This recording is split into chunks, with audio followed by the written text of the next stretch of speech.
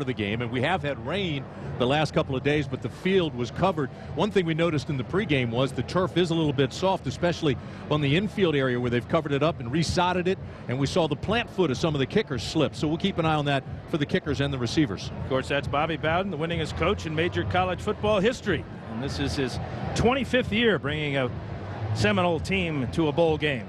Karl Dorrell on the other sideline is in his 4th year leading his alma mater.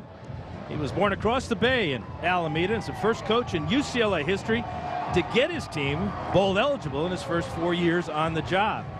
And what a win for Karl Dorrell and the Bruins last time out against the USC Trojans. And what's unique about this game being played in a baseball park, AT&T Park, is that the teams are on the same side of the field. You never see that. I mean, can you imagine Miami and Florida State on the same side, or USC and UCLA? That'd be tough. Yeah, they've got a little bit of a demilitarized zone there between the 45-yard line. So it's going to be an easy night for Jack Arute. He doesn't have to go very far, does he? That's Graham Gano. He will kick off. Florida State has won the toss. They elect to go on defense first. UCLA will receive. Derek Williams back deep along with Alteron Werner. And these are two teams, Dan, that really, their seasons have been dictated by their defenses. The defenses have been the strong point for both teams, so I think Florida State wants to set the tempo early.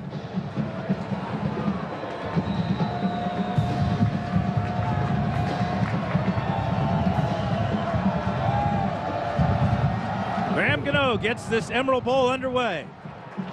And Williams will keep it in the end zone. Ball will be brought out to the 20. Introducing the Bruins starting lineup is a guy who won 2 national titles in his days as a UCLA Bruin. The UCLA Bruins in search of their 100th overall NCAA championship, and they're fresh off the greatest victory in the history of college football. On offense, the Bruins are led by quarterback Pat Cowan and running back Chris Markey. The offensive line is anchored by guard Shannon Tavaga, who has started 31 straight games, the longest streak on the team. Bill Walton, ladies and gentlemen, don't give up that basketball job, Bill. Cowan rolling out on first down. He's going to run and slide at about the 22-yard line. Well, introducing the Seminoles starting lineup on defense is the newest member of the College Football Hall of Fame. Our defense is led by 3 linebackers. Buster Davis in the middle, he's a senior. Lawrence Timmons on the outside, he's a junior. And then Geno Hayes on the other outside, he's only a sophomore. But those guys can run, and they're pretty good hitters, you know. In the secondary, believe it or not, there's a freshman leading our secondary, and that's Myron Rowe. He's a 4-point student. Again, this time of year ago, he was playing in high school, you know. Bobby, that's Chris Markey with a second down run. Picking up about 4 or 5 yards, tackled by Buster Davis. We're going to be calling Buster's name a lot tonight, the middle linebacker, senior from Daytona Beach. 103 tackles now on the year for number 7 in the middle. Yeah, Buster Davis has great instincts and plays with bad intentions. He's got 5 sacks, an interception, 2 forced fumbles, a safety, 7 tackles for loss. He's all over the field, so we'll isolate him. We want you at home to watch number 7. He will lead you to the football most of the night. 3rd down and 3 for the Bruins. Matt Willis in motion.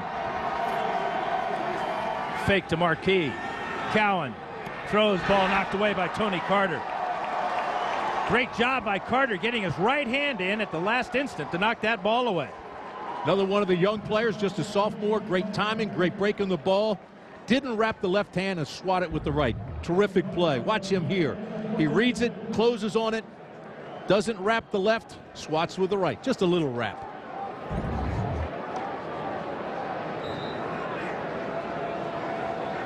Aaron Perez is back deep for the Bruins to punt on 4th and 3. He'll be kicking it to Patrick Robinson. This will be a returnable ball. Good coverage by the Bruins. A flag down as well. No, he started to reach for it, Dan. He didn't throw it. He was going to call a late hit, but then thought, leave the flag. Thought it's the holiday season. I'll give the guy a break, huh? Exactly. All right. Leave it in the bag. Well, we do have a flag down somewhere. In fact, Matthew Slater may have grabbed a face mask on that play. Flag was picked up, though, as you said, Tim. This is Drew Weatherford, quarterback for the Seminoles. Seminoles will start with pretty good field position for their first possession. 34-yard line, out of the shotgun for Weatherford.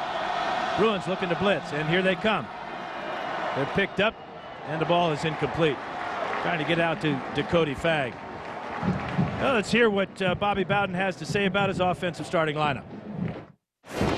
Now, our offense will be led by Drew Weatherford starting at quarterback, redshirt sophomore. John Frady will be the center. He started about every game for us at center. I don't think we have but about 3 seniors on our offensive football team, so I sure hope we can put it together.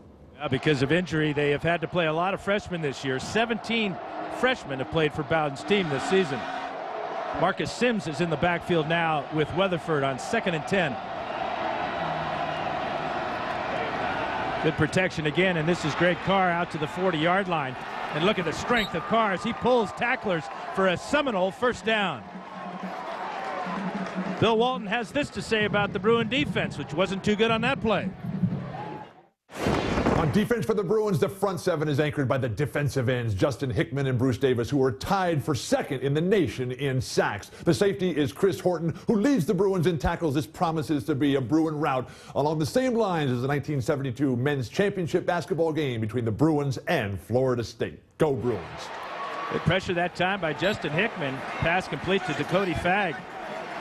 But he may lose a yard or 2 because of that pressure from Hickman. There's some of that experience we talked about, though, in Weatherford. He's only a sophomore, but he's got 23 starts, and when Hickman came and applied that pressure, Weatherford hung right in there until the last second. Hickman was actually hitting him when he released the ball for the completion. Going to give Fagg a 1-yard gain on that completion. No huddle offense for the Seminoles.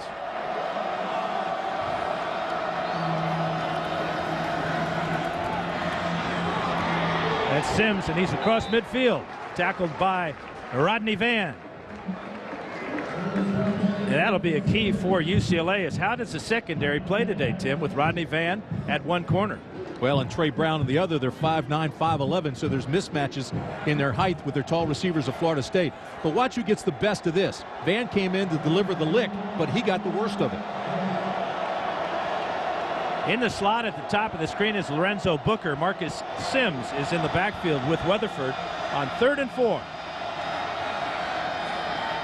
A lot of time to throw. Now he can run up the middle and pick up the first down. Across the 40-yard line. Broke the tackle of Justin Hickman. Seminole fans have given this team so much grief all year, especially Weatherford. Weatherford and Lee have gone back and forth, but this is the guy that led them last year to the ACC championship. He's the guy that took them to the Orange Bowl. They lost in 3 overtimes. But Weatherford is a quality quarterback. He's still young. He's played in a lot of games, but it's only going to get better for him. I think he's got big-time potential. He's got a first down, too, Tim. Again from the shotgun. Time to throw across the middle. This is Chris Davis, and Davis is close to a first down. Seminole offense looks pretty good right now, Tim, but if you look back at what the struggles that they've had this year on offense, you can see that's just unacceptable. 103rd in the nation in rushing yards per game. Well, they gave up a lot of sacks, had a lot of penalties. Last year they averaged 29 points a game. You can see they only averaged 25 this year, only 322 yards a game, so it has not been as productive. There's no question about it. Yeah, they're not running the ball at all tonight except for that one rush by Weatherford on that 3rd down and 4. 6 plays, 5 passes, and that 1 run. Across the middle to the end zone, intercepted. Chris Horton. He's dragged down by Lorenzo Booker. That ball hung up in the air for a long time, and from his strong safety spot, Horton got over there and picked it off. Well, we talked about Weatherford's big-time potential, but we also talked in the open about his decision-making. He throws a lot of interceptions, and here, this is a bad read. Interception number 11 on the year for Drew Weatherford. And the Bruins turn back the Seminoles. Right here, he looks on Booker all the way, never comes off. It's a 2-deep 5 under zone. Never sees the safety as Horton comes over and makes the interception. I mean, he led him right there with his eyes. And we talked about the 28 interceptions he's thrown in 2 years. Once he stops that, he'll be your All-American quarterback. But I don't know why he cannot get over leading receivers with his eyes. First and 10 for the Bruins, and Chris Marquis going nowhere. Very mobile, active defensive front seven for the Seminoles. Andre Fluellen first to reach Marquis. Actually, an easy pick for Horton. That's his third of the year. Yeah, the other thing about that pass, Tim, is it was not a very tight spiral at all. In fact, that ball was growing feathers. Which is incredible because he had great protection. All he had to do was step up and make the throw. No gain for Marquis. This is Cowan to Petrie. And Petrie's got a couple before Roger Williams can drag him down. The big fullback with his 16th catch of the year. I think he's one of the Pac-10's top fullbacks too. He doesn't get much glory, but he'll tattoo you, and he gets involved and he can catch. He's 6 feet, almost 250 pounds, and can move. And the streamers on the goalpost hanging limp right now. But it has been windy in the Bay Area. But this is why this ballpark was built down here. This is about the best weather in the city of San Francisco. A lot better than that other place called Candlestick, huh? Here's Cowan on third down. He's got a first down out to Marcus Everett. Effort guarded by Tony Carter, but Everett gets the first down. Everett now has caught at least one pass in 22 of the last 23 games. He doesn't get the same recognition of a Junior Taylor or Brazil or any of those guys, but he is solid.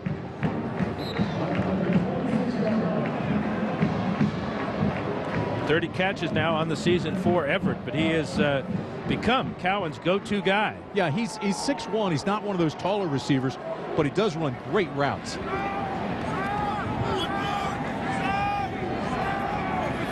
William Snead is the tight end, and Cowan throws, and that ball almost intercepted. Tony Carter stepped in front of that ball intended for Brazil, and he might have scored if he got his hands on that one. Well, Brazil became the defensive back and just ripped it out of there. Saved the pick and the touchdown. Let's go throw it down to Jack Arute on the sidelines. Jack? Well, fellas, you were talking about the threadiness of this UCLA Bruins team. At midseason, Carl Durrell preached one thing, and that was to limit their mistakes. He gives all the credit to his quarterback. He says Patrick Cowan has learned how to limit the mistakes, and he said that is what has made him grow into being a good quarterback. Thank you, Jack. 2nd and 10 for the Bruins. How about 38 of his last 68 passes he's completed in the last 3 games. And that ball almost intercepted. That time it was Jamie Robinson, the true freshman from Rock Hill, South Carolina, and he would have scored if he caught that ball. Cowan living dangerously. Well, those are 2 that should have been picked. Look at this. Again, it's one of those lob passes. You got to throw that thing on a rope, throw it to the outside. Only let your receiver have a chance to catch it as he goes out of bounds. I thought it was interesting when both coaches told us that the passing game was ahead of the running game. Well, they've been off for a long time, and you can practice the passing game a lot more easy than you can the running game. Cowan in trouble, down he goes. Everett Brown, another freshman, with the sack.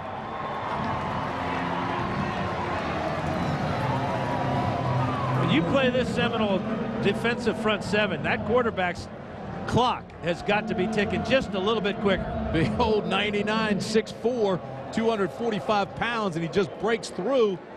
Joseph couldn't hold him. Joseph lost his leverage and moved aside, and he came through for the sack. Perez with his second punt from inside the 10-yard line. It's a low bounce. Good bounce, though, for UCLA as it bounces inside the 30-yard line. Not a pretty punt, but effective. 53 yards for Aaron Perez. All right, this is where the coaches have to go to the players and say, all right, fellas, you've knocked the rust off. The butterflies are gone. Now let's have some fun and get after it. 7:36 to go from San Francisco. No score between the Seminoles and the Bruins. On ESPN.com's Game Plan online and catch over 20 bowl games live and on demand.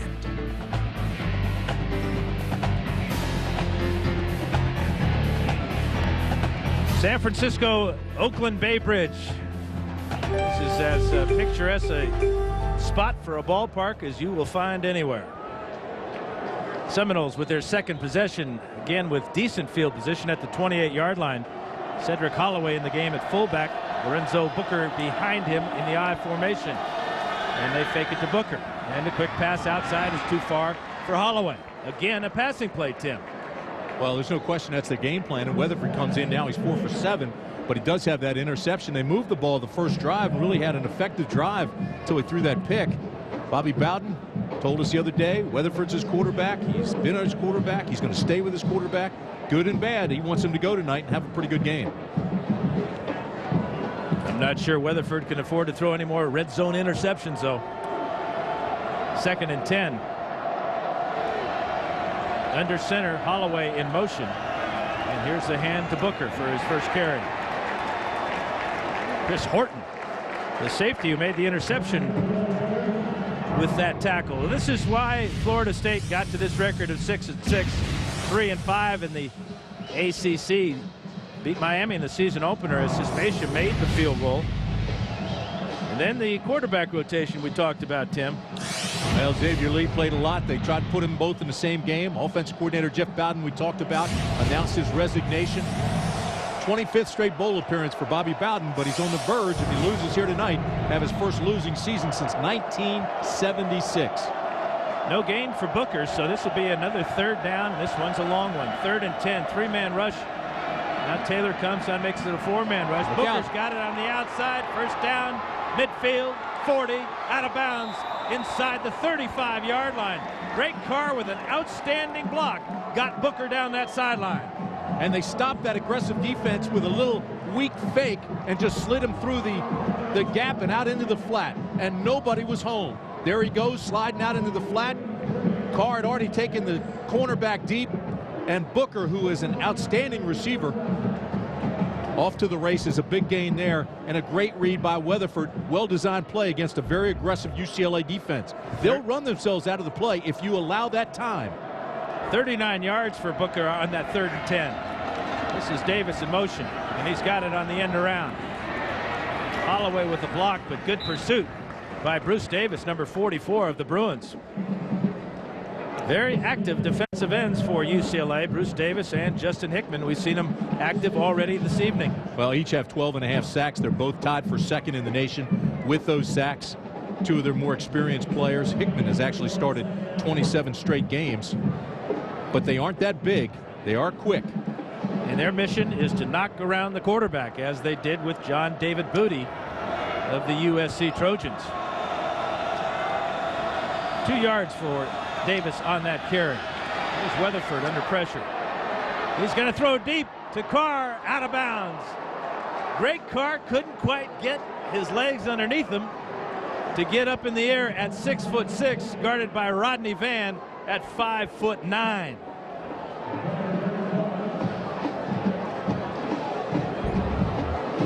Trey Brown, 5'9". Here comes Carr, 6'6". Trey Brown wanted pass interference, said Carr was bumping and grinding with him all the way and pushed him there at the last second. But that's the mismatch they'll go after all night long. Carr with his 11 touchdowns in 30 catches.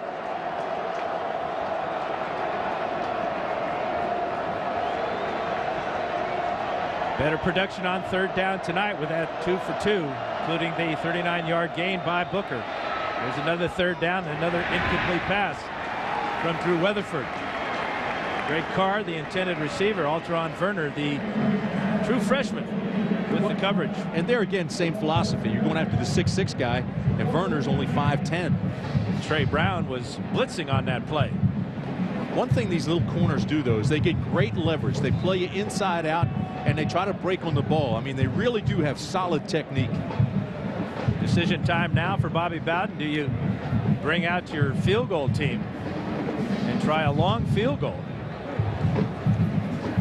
Well, the play clock continues to move down inside 10. Sismacia's longest of his career is 53 yards, so let's see what Bobby decides. He's going to decide to delay a game. Yeah, they're going to decide to send out the punting team. Graham Gano. That answers that question.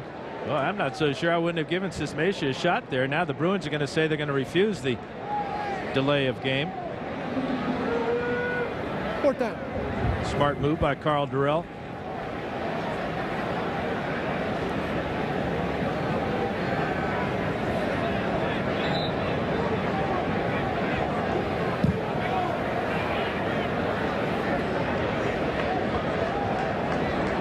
So this is a unusual formation. This is unbelievable. This is a bowl game formation. Got to have 7 men on the line of scrimmage. There's no question about that. Here come the big guys. Gano standing at his 46-yard line. Trying to down this one inside the 10. Dennis Keys will let it go out of bounds. Fine job by Graham Gano.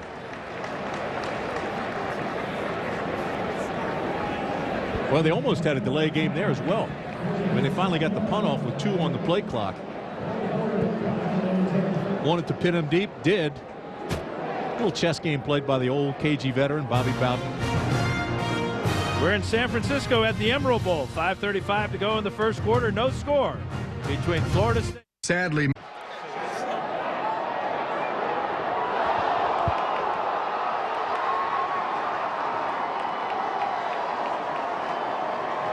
We had a fumble on that play, and it appears that the Seminoles have recovered Buster Davis. And it will be Florida State ball at the 25-yard line of UCLA. UCLA has protected the ball all year. Very few turnovers. It's something that they've done very, very well. But on this play, they came out, no huddle, tried to rush it a little bit. Marquis just has a hole. Looks like he's going to have a big gain. Gets hit from behind by Myron Roll. He punches the ball free, turnover, and here goes Florida State. Now is in excellent field position for the 3rd straight drive. And that's the young and old of it for Florida State. The young, Myron Roll with the forced fumble, and Davis with the recovery, the senior. Here's Booker, left side. Great move at the 20. Booker, 5. Touchdown, Florida State. Corey Niblock out in front, but it was the move by Lorenzo Booker that got him the 25-yard touchdown run.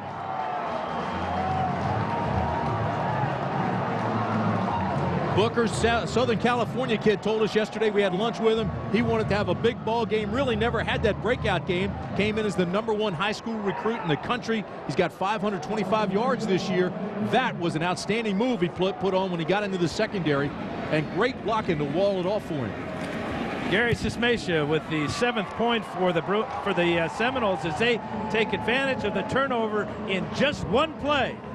The senior from Southern California, Lorenzo Booker, with an outstanding 25-yard touchdown run.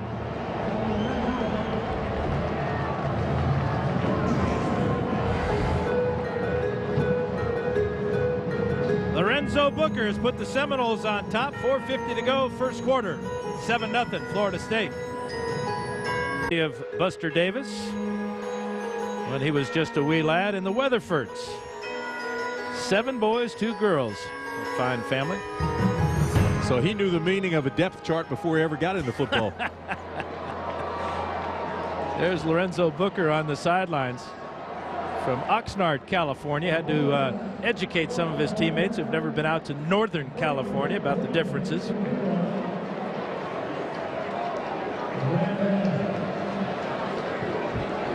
All the players from both teams got the tour of Alcatraz. They wanted to make sure they got everybody back on the boat. And it's no truth to the rumor that some of them were checking out their distant relatives. Derek Williams is deep along with Alteron Werner for the Bruins as Gano sends this ball in Williams' direction at the goal line.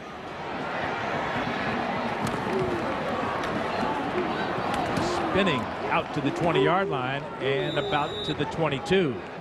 Good effort by Derek Williams. Well, let's go to Reese Davis now for a Sports Center 30 at 30 update. Reese? All right, Dan, with Barry Bonds still in their sights, a federal court ruled that investigators can use the names and urine samples of about 100 Major League Baseball players who participated in a 2003 test that was administered just to judge the prevalence of steroid use in baseball. That test originally was supposed to be anonymous. Chris Sims, Tampa Bay Buccaneers quarterback, has signed a 2-year contract extension with the team. The money is said to be starters money. We're on SportsCenter after the game. Patrick Cowan over the middle. He's got Brandon Brazil, and Brazil is on his way. And he is gone. Touchdown, UCLA, 78 yards. And Patrick Cowan threw that thing on a rope. He got protection, stepped into it, and fired, and Verner was behind everybody.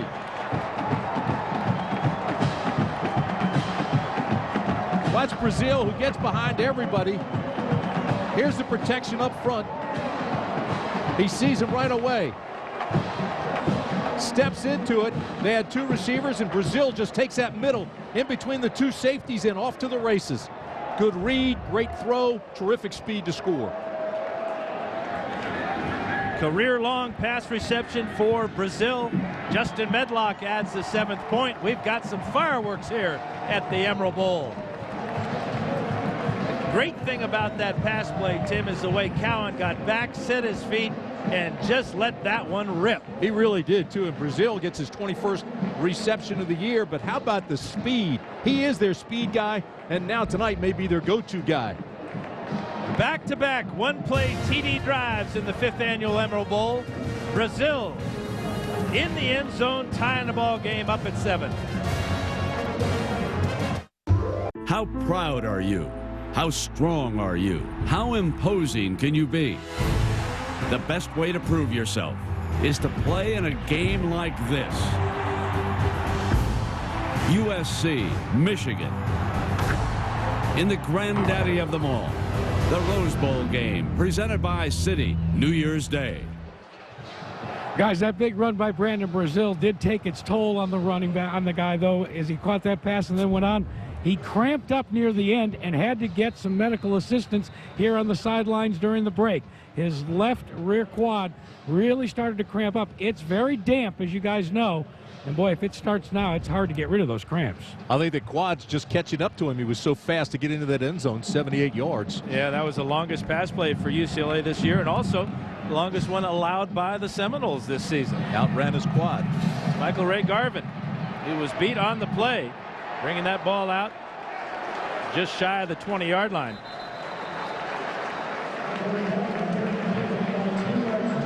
Well, tomorrow night at 8 Eastern, two high-powered offenses hit the field in San Diego. Mike Goodson and the Texas A&M Aggies take on Marshall Lynch and Deshaun Jackson. And the Cal Bears Pacific Life Holiday Bowl on ESPN, part of Capital One Bowl Week, also available on ESPN HD and ESPN Radio. For more information, log on to ESPN.com and check out that radio. Tim and I and Jack will be there from San Diego for the Aggies and the Bears. Lorenzo Booker in the I formation behind his fullback Cedric Holloway. 3-step drop for Weatherford. He's got a completion to the outside to Dakota Fagg. Holloway is filling in for Joe Surratt, who's got a bad shoulder and will not play tonight. So injuries continue to be a problem for Florida State. Two number ones making big plays. Brazil makes the touchdown, and Verner comes right out and makes the big play there. Both of them wearing number 1. Yeah, don't you just love that, huh? Those dual numbers. If I were king of the NCAA, I might do away with dual numbers, my friend. Gain of 7 on that completion. Keep an eye on Booker. He's got 2 carries, but they're big for 25 yards. Here he is. And how about Christian Taylor, number 33, the linebacker? Coming up and making a play. Christian Taylor had 11 tackles against USC. Probably the biggest surprise of the year is Christian Taylor, that middle linebacker. Jackaroo. Well, fellas, you alluded to the fact that unlike any other bowl game or any other football game I've done, the sidelines are on one side here. So that means the coaching staff for Florida State have a long way to signal in their plays. In fact, Dan, you and I saw it in practice. They practiced signaling in from the 50-yard line and tried to create a contrast so that Drew Weatherford could read the 1, 2, 3, 4, whatever the hand signal may be. Yeah, he's got a real benefit nowadays. The quarterbacks all wearing the plays on a wristband. Play clock running all the way down to 1 second. Weatherford gets it off, but it's incomplete. Dennis Keys with the play on Chris Davis. And without a question, Dan, that's the best series this defense has had so far in this ball game. We expected great things out of this defense. They rank high nationally in almost every category. They came into the game with 39 sacks, a lot of picks. They put a lot of pressure on you. They're good against the run. And for that series, it was 3 and out. They made 3 nice plays. And you know, Dwayne Walker defense, since the Notre Dame game, has been a lot more aggressive for UCLA. They will come after you with all types of blitzes. Well, he got that from Greg Williams and the Redskins where he was last year. They play a lot of that cover too and turn them loose. Ryan Graves is back deep for this Graham Gano punt. Standing at his 5-yard line. And it's a beauty. A driving spiral all the way back to the 28-yard line and slipping and going down. You talked about this turf, Tim, and that's the first example of a player having problems. Yeah, it's rained the last couple of days, and even though they've had a tarp on the field, what the tarp does, the moisture collects underneath of it. This field right now is soft, especially, we said, in the infield area where they put new sod down, and that was the infield area right there. That was shortstop. You got more on that infield, don't you, Jack? Yeah, well, fellas, consider the fact, too, that the drainage for a baseball field, well, it's great in the outfield, but in the infield, it drains all towards where that new turf is. Remember, this is a football field because it's a converted baseball field with no peak at all. There's no crown here for the water to run off. That was shortstop. Cowan will throw on first down, trying to set up a pump and go move. He's got Everett down this near sideline. Everett's got it inside the 35-yard line. That time he got behind Jamie Robinson, the freshman corner. Cowan with time to throw, and he's on the target, 38 yards that time. And another perfect pass by Cowan and a great stop-and-go route by Everett. I mean, this was one of those deals where Robinson, a freshman, just bit when he stopped and looked like he was going to hook, and he ran right by him. Well, the offensive line giving Cowan a lot of time to throw the last two. This is Terrence Austin in motion. Marquis with the handoff. Big hole over the right side. First down, UCLA. Myron Roll with the tackle, but not before Marquis gets inside the 25-yard line. I like this guy, Dan. You know, he played behind Maurice Jones-Drew when he was at UCLA for 2 years. And then he had his breakout game last year in the Sun Bowl when he ran for 161 yards against Northwestern. Coming into this year, he had only 2 games with 15 or more yards, or 15 or more carries, rather. He just exploded on that one. He's got talent. And he's close to 1,000 yards on the season. Needs just 14 more yards to reach that mark. Swing pass too far for Marquis. They're going to say this is a backwards pass. That's a live ball. It's out of bounds. Tell you what, I thought it was a forward pass, but it was smart by Marquis to knock it out of bounds. But they're going to rule it there. George Geist, the line judge, came from the far sideline and ruled that that ball was thrown backwards. This is a Conference USA crew that is officiating today's game. And of course, we all know that every play in college football is reviewed. Well, it was close, but it looked like it was backwards.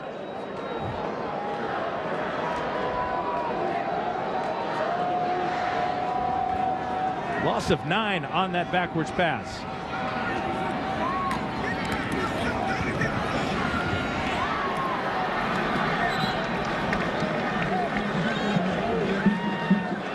That's Gavin Ketchum with just his 5th catch of the season for the short gain for Patrick Cowan.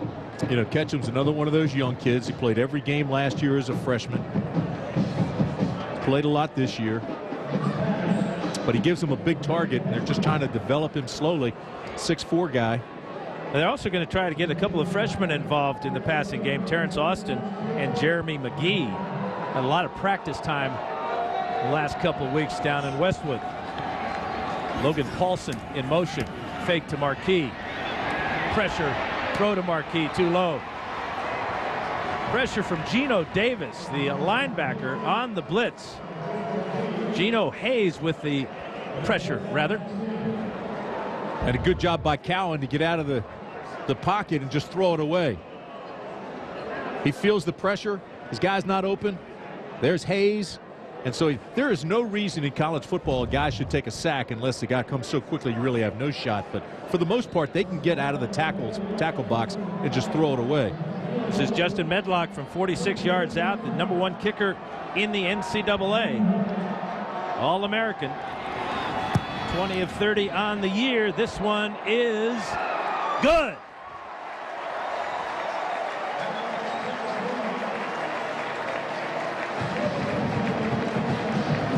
Justin Medlock from 46 yards out gives the Bruins a 3-point lead here in the 5th Emerald Bowl from San Francisco. Finding a pretty good rhythm here, and they've had pretty good field position, and they've scored on some big plays, and now they've got this thing going where Bobby Bowden is a little bit concerned because they've been down in the red zone a couple of times, and they have not, you know, they've squandered those opportunities, haven't taken advantage of them, only have 7 points.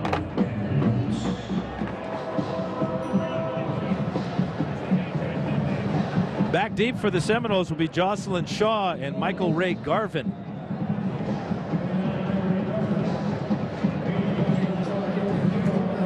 Turf really starting to get chewed up there in that infield, right there where they're going to kick that ball off. You can see it. Yeah, as Jack talked about, this is a flat field because it's a baseball field. No crown. It's been raining a lot in the Bay Area. The field was covered with a tarp. This is Michael Ray Garvin. And he can't get out to the 20-yard line. A flag comes flying in.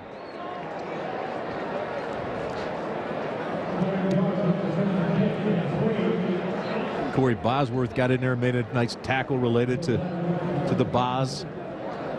It's the first penalty flag we've seen this evening. On the return, holding, number 52 on the return team. 10-yard penalty, be a first down. That's Steve Barth, our referee, again from the USA Conference.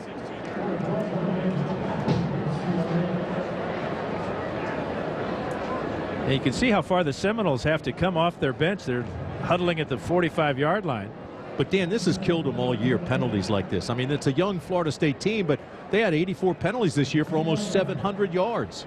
Last year was the same thing. They had 114 penalties a year ago. But I mean, these things are really what drive Bobby Bowden just crazy. Well, your offense is forced to go 90 yards now. And that is not done very often.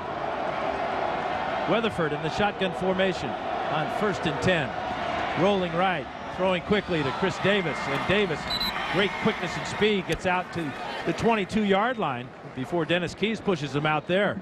But you know what that said, going 90 yards, their game plan coming in was to throw against this Bruin defense, because if there's a vulnerability to the Bruins, it has to be their secondary, and they do give up a lot of passing yards, and obviously they've had some success here against UCLA.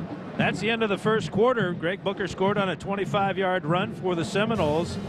Brandon Brazil responded with a 78-yard touchdown reception, then a Justin Medlock field goal from 46 yards away. UCLA 10. So both these teams, when they found out which team they were going to face here. Yeah, never played each other. Big programs, big-time names.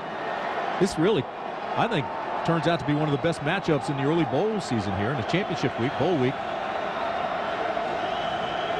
1st and 10 now for the Seminoles. Weatherford in the shotgun, straight back.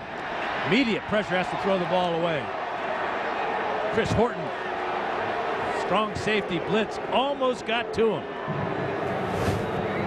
See, and this is what Dwayne Walker will do, and he got it from Greg Williams and the Redskins. I mean, they bring their safeties, they bring their quarters. 14, here he comes off the corner. There's Horton, your safety. What they did is they dropped and cheated and went 3 deep on the other side. And Horton came strong and almost got the sack. Should have gotten the sack. Good play by Weatherford to throw it away. Yeah, amazing turnaround for the Bruins defensively this season in just 1 year, to where they are the story and not the UCLA offense. 2nd and 10. Weatherford throwing too hot to handle. Jocelyn Shaw couldn't bring that hot one in. Yeah, Shaw, former running back, never really had a chance there. That ball was drilled. But again, there was pressure coming after Weatherford.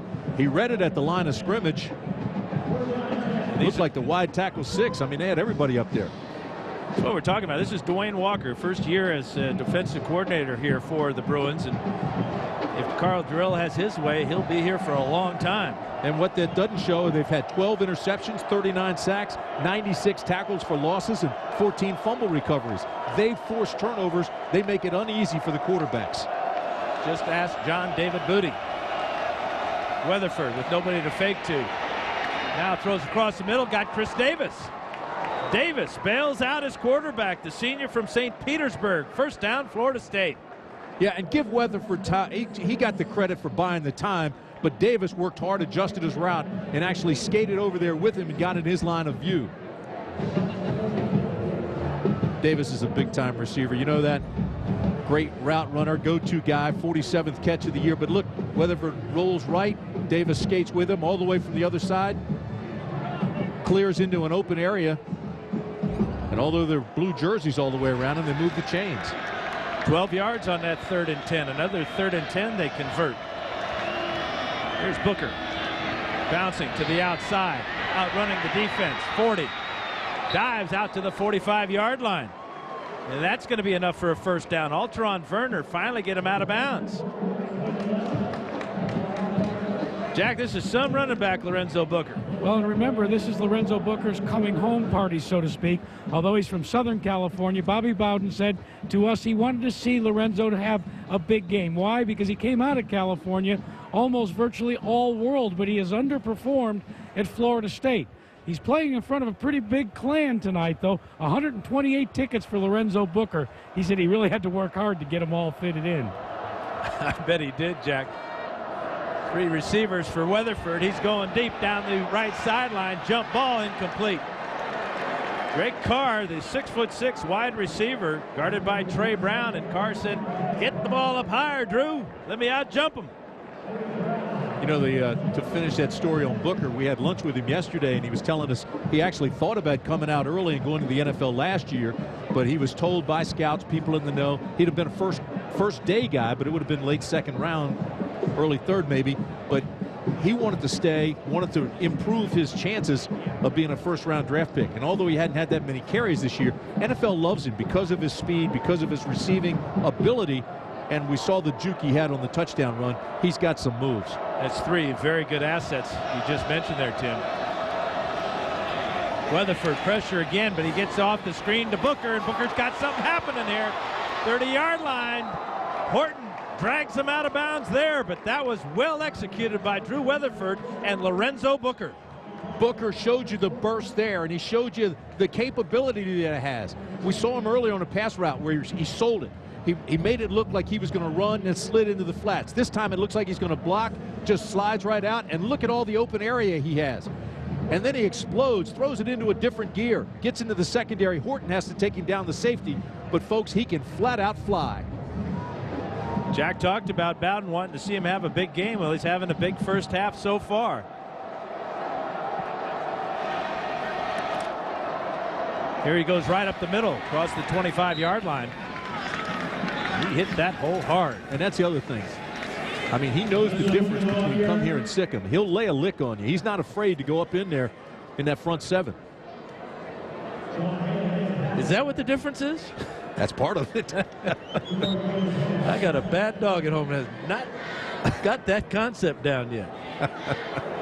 He did go 28 yards with that screen pass. Good field position for the Seminoles as they try to respond to the Medlock field goal last time UCLA had the ball. Holloway and Booker flank the quarterback. Now we've got a false start. And again, it goes to the penalties we talked about. 5 on the offense, 5-yard penalty, second down. Young football team, inconsistent, too many penalties, and it really drives that guy crazy. Dadgummit. He knows he is that close to being another national championship contender. He knows this is a young football team. They played 17 true freshmen this year. I mean, this is a 6-6 team, but I think 5 of those losses came down to the last minute, could have gone either way. Yeah, the key, that silver lining, are all those freshmen that got experience this year to do all those injuries. Here's Booker with a good hole left side. Bruce Davis drags him down, but good acceleration by Lorenzo Booker. Jack, you have more about Coach Bowden, huh? Yeah, fellas, let me give you a little sneak peek on how you can tell just how important this game is. You see, normally Bobby Bowden is exactly the way you're seeing him there. But see, tonight, he puts that headset on. Everybody that's ever been involved with Florida State football will tell you when Coach Bowden starts to put that headset on, you know he's starting to pucker up a little bit. He's had it on, he's had it off, he's had it on. Boy, I'll tell you, maybe I just keep it on. Well, he ought to know right now he's got his running back Booker going. Just keep feeding it to him. 3 of 5 on third down for the Seminoles. This down is 3rd and 5. Time to throw over the middle. Again, a drop pass. Chris Davis couldn't hang on. That ball slightly thrown behind him, but still the senior will tell you he should have made that catch. Yeah, but that ball was tipped at the line of scrimmage, and when it's tipped, it's always more difficult to catch it. Again, UCLA brought the pressure. Watch the line of scrimmage. Here comes the ball. And as he releases it, it's just swatted And Moline got a hand on it, and that just kind of made it flutter after that, and it's tough to catch. And Davis, not making excuses for Davis, still should have caught it, but it's more difficult when it's tipped. And this is Gary Sismacia from 39 yards out. And he's got it right down the middle. 12 of 18 field goal kicking this year for the junior from Bradenton, Florida. And that 39-yarder ties up this Emerald Bowl. Florida State 10, UCLA 10. 10-10's our score in the Emerald Bowl. Graham Gano will kick it off to Derek Williams and Alteron Verner as this game's starting to heat up a little bit on offense. That's a good matchup with two young teams. Both teams having success throwing the football.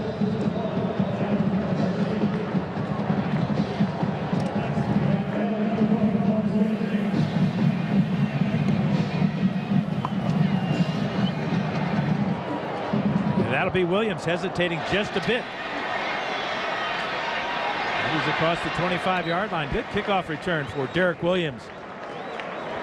Well, this Friday, Capital One Bowl Week continues on ESPN. Coverage begins with the Bowl Breakdown Special at noon Eastern, followed at 1 Eastern by Clemson and Kentucky in the Gaylord Hotels Music City Bowl. Then at 4:30, Steve Spurrier's South Carolina Gamecocks meet the Houston Cougars in the AutoZone Liberty Bowl. Finally, at 8 Eastern, two schools meet for the first time ever on the gridiron when Purdue and Maryland square off from Orlando in the Champs Sports Bowl. All three games can also be seen on ESPN HD. And congratulations to your Terps, Tim. For bowl game? You betcha. I thought you were talking about the Maryland women's basketball team, #1 in the nation. I'll get to it. Marquis off tackle, a little misdirection play. Picked up 3 yards out to the 31-yard line. Marquis, the one back, 2 tight ends. This is Terrence Austin in motion. Here's Marquis, left side, big hole, 40. All the way to the 35-yard line. Myron Rolle makes the tackle, but Chris Marquis with that run goes over the 1,000-yard mark for the season. And what a way to do it. Boy, he did a great job with the safety, too. Roger Williams, #8. He never let him get set. He kept switching directions when he got into the secondary. Watch this. First of all, Marquis with a good read. His feet follow his eyes. Now look at him with #8. Never lets him turn around. Goes back and forth with the free safety. Won't let him get set. They've got to get him from behind. Great job once he got into the second level. Left side of that offensive line, Brian Abraham filling in for Alexis Lanas at left tackle. Here's Williams, right side. He's got a good gain inside the 25-yard line. Jamie Robinson with the tackle, but UCLA now running the ball with great authority. Big offensive line. You've got 307 pounds from Abraham. DeVaga's 316. Chai is almost 300. Joseph over 300. Sutherland 300. And then when you get to the outside, these guys have speed. 33 yards for Marquis. Then Williams comes back with a 14-yard gain. Again, 2 tight ends. Again, a running play. Williams right up the middle across the 20-yard line, and then he's tripped up there. One of the big things, Dan, as you know, when you're zone blocking, the running back has to be patient. He's got to be patient. Most of the time, the hole is going to be a cutback, and then you find out that you're going against the grain of the defense, and there's an opportunity to pick up big yardage. You know, Williams is one of those guys. He's filled out to 210 pounds. He's got great speed, but he carries a punch with him. We got a lot of time left to go in the first half, and the Bruins have already gained over 200 yards in total offense against the Seminole defense. Marquis back in the game at the tailback position. Cowan to throw on a line, but too low. Jeremy McGee had his man and had a touchdown, but that ball thrown too low by Cowan. Yeah, and I thought Robinson was going to get a flag. He kind of grabbed McGee's hips as he made that break. Here it is right here now as he breaks to the inside. Leo Robinson take that right hand and kind of twist him right on the hip. Get it up to me, quarterback. A couple of freshmen battling each other right there.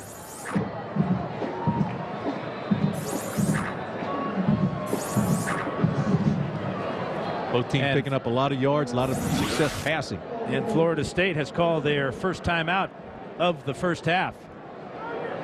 They know how important this 3rd down and 8 is coming up.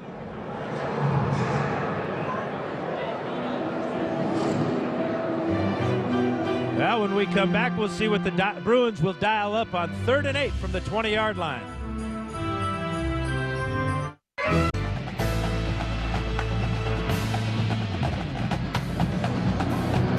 Westbound lanes of the San Francisco Bay Bridge. 10-10's our score here. Big 3rd down and 8 now for Patrick Cowan and the Bruins. So far today, they're just 1 out of 4 converting 3rd downs. Buster Davis telling him to watch out for Chris Markey in the backfield. Here's why. Bruins 1st down. Good call, Tim. Inside the 10-yard line. Markey having a huge night. Buster Davis, he read a scouting report. UCLA on 3rd down in the red zone likes to go to the draw plays. Here's number 7. Number 7 right here. Now watch how he reads it, but it gets ridden out of the play. And the draw play goes to the right. They push him left, and they pick the first down up. So Davis knew what was coming, but couldn't defend it. Yeah, he ran. He guessed wrong, I think. He did, and he clearly was guessing. Brian Abraham took him out of the play, but he might have taken himself out of the play. 1st down and goal now. Markey hesitates a bit, and he gets knocked off his feet at the 6-yard line. Markey now 8 carries for 82 yards. Nice average, I would say.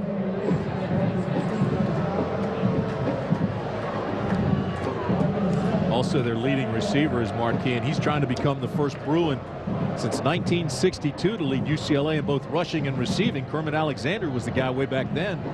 Markey has given them a whole lot out of that tailback slot. Kermit Alexander, who played for the 49ers here in San Francisco, had a great career as a cornerback for the Niners. That's Paulson in motion. Cowan rolling right. Running out of room. He'll run and then step out of bounds. You know, Dan, and that's one area he has really improved in, his decision making. You know, he was looking down in the end zone. Everybody was covered.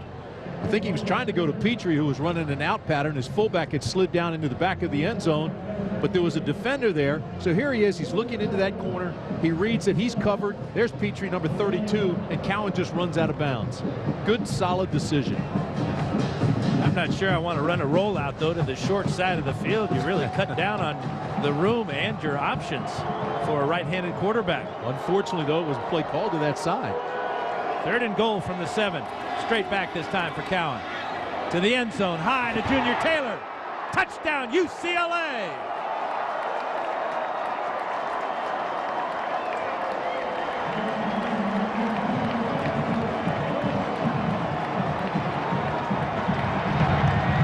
Touchdown pass of the night from Patrick Cowan. Got the ball over the heads of Tony Carter and Geno Hayes in the back of the end zone to number 8. Yeah, this ball was perfectly thrown, and he did have to get it over the safety because number 10 Hayes was dropping back into coverage. Look how well this ball is thrown. There's Hayes, number 10. There's the backside, number 15, Carter, the cornerback, and he just goes up and gets it. Great play by Junior Taylor. Cowan will hold for Medlock, and Medlock will put it right down the middle.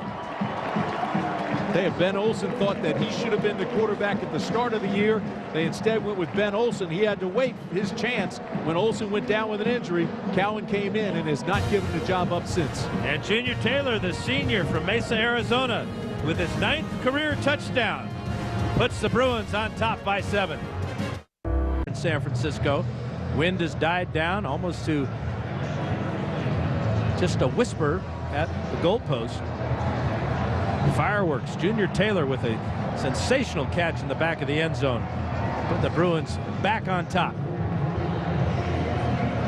Junior Taylor missed most of last year after he tore his knee up in that Oklahoma game. Granted, that extra year, here he is making the best of it. Medlock will kick it off to Jocelyn Shaw and Michael Ray Garvin. Garvin has a long return this season of 47 yards. Let's see what he can do this time. Nice high returnable ball for Garvin. And great coverage by the Bruins. Time now for this week's Aflac trivia question. This is Florida State's 25th consecutive bowl appearance. You know which team holds the longest active streak? I think I do.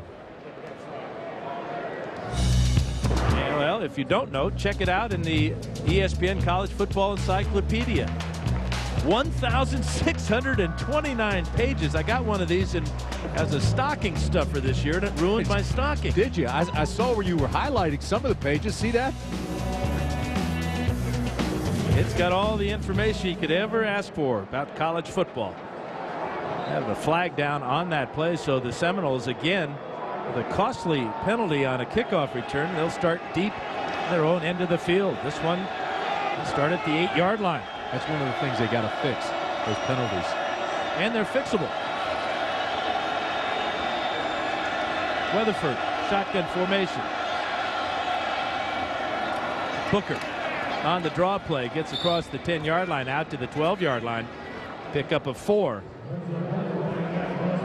for Lobo. Jack, how's that turf holding up down there? Bad.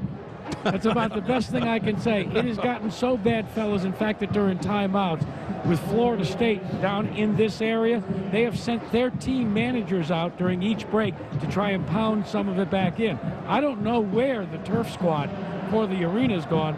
Now it's up to the FSU Seminole guys to try and pound it back in. Put on those old-fashioned cleats. The 1-inchers. Booker got 3 on that play. Weatherford steps up, almost intercepted. The man of the hour for the Bruins, at least the man of the year, Eric McNeil, made that great play against the Trojans to seal that victory for UCLA. Almost had himself another pick. That's one of those plays, too, the one against USC that ended the game that you'll see forever. But here he is again, skates back, gets into the hook zone, in between the quarterback and the receiver in his zone coverage, and he should have had the pick. McNeil's going to say, man, how did I miss that baby? Yeah, he'll hear from Junior Taylor and the rest of the Bruins on the sidelines. So that's why you're on defense. That's right. If you could catch, you'd be playing wide receiver. Not a good season for the Seminoles on 3rd down. Although today they're 3 out of 6. Pass outside. That's to Booker. He's going to be way short of the 1st down. Alteron Werner, the true freshman, with the stop there. You know, we've talked a lot about Florida State, Dan, in this ball game, and talked about how young they are and talented and how the future's bright.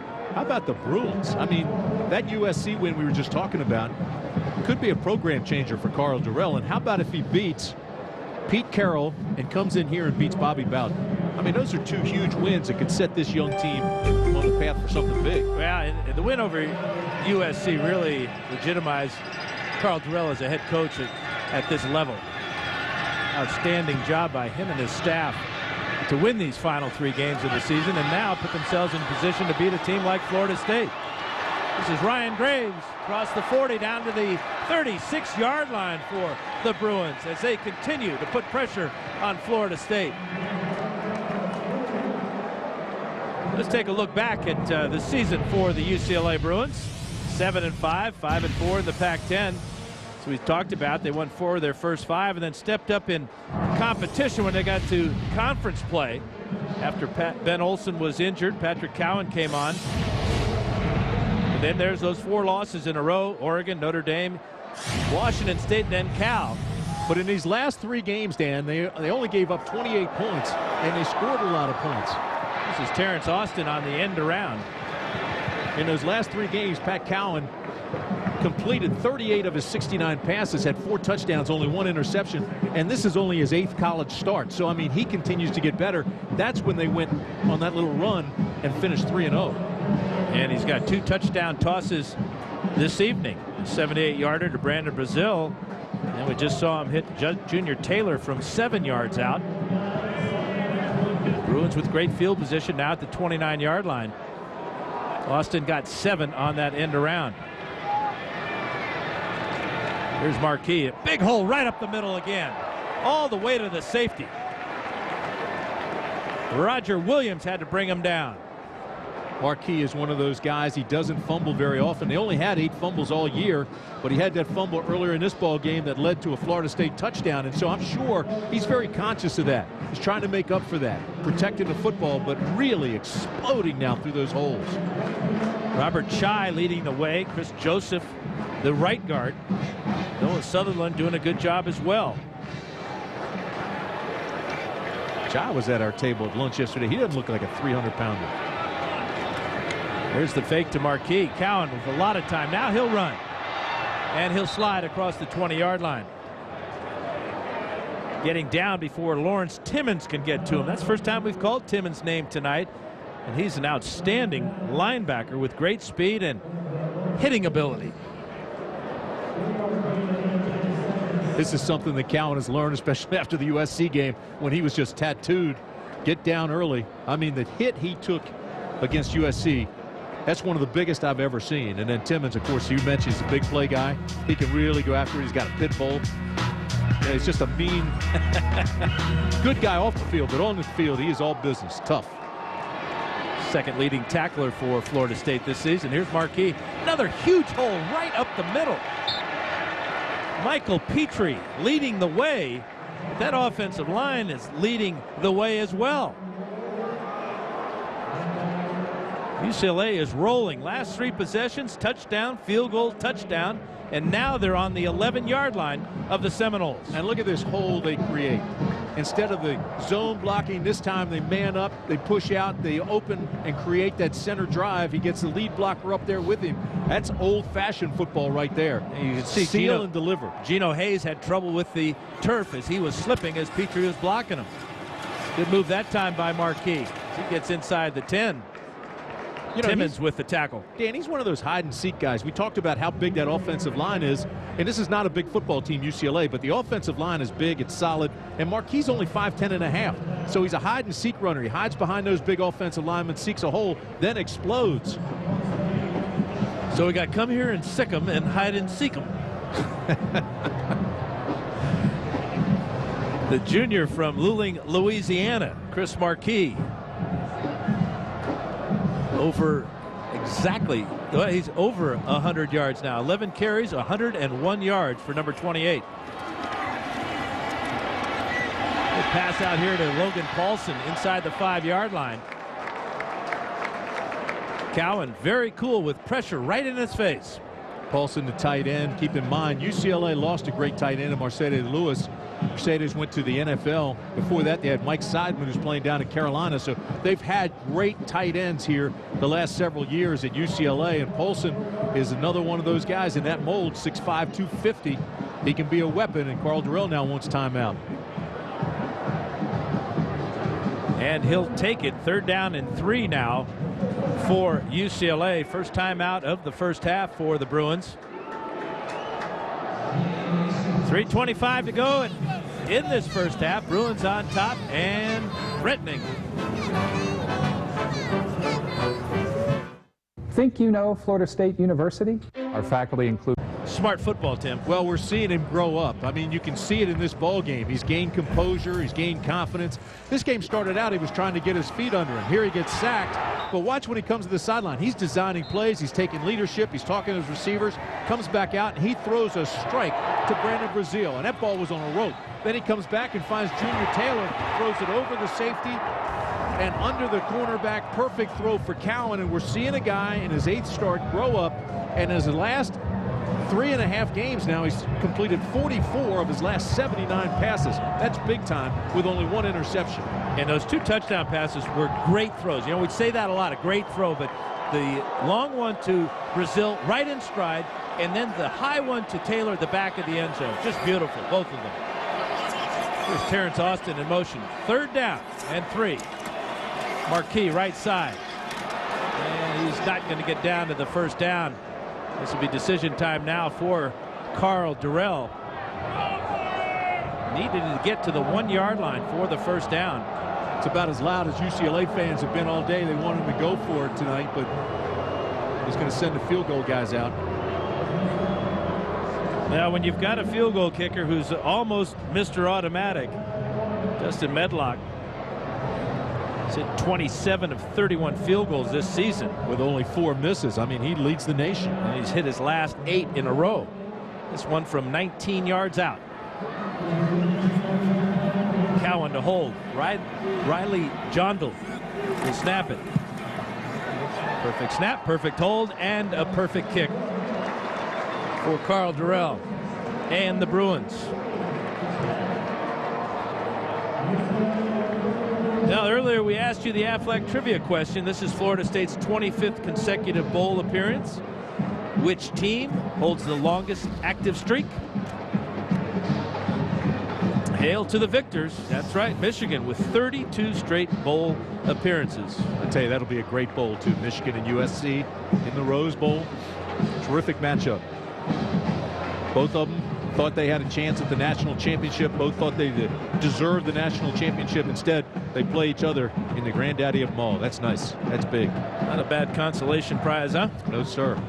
It'll be payback time for the Wolverines. Last time they were playing SC at the Rose Bowl, the Trojans came out on top in that one. This is a season high for UCLA for first half scoring. 20 points here. Talking about Michigan, boy, they lost a great Wolverine today. 93-year-old Gerald Ford, 38th president of the United States. Only unelected president. Played for the Wolverines. Terrific center for them. Actually played in 2 All-Star games his senior year and had a chance to sign with the Detroit Lions, but instead went to law school and coached up at Yale.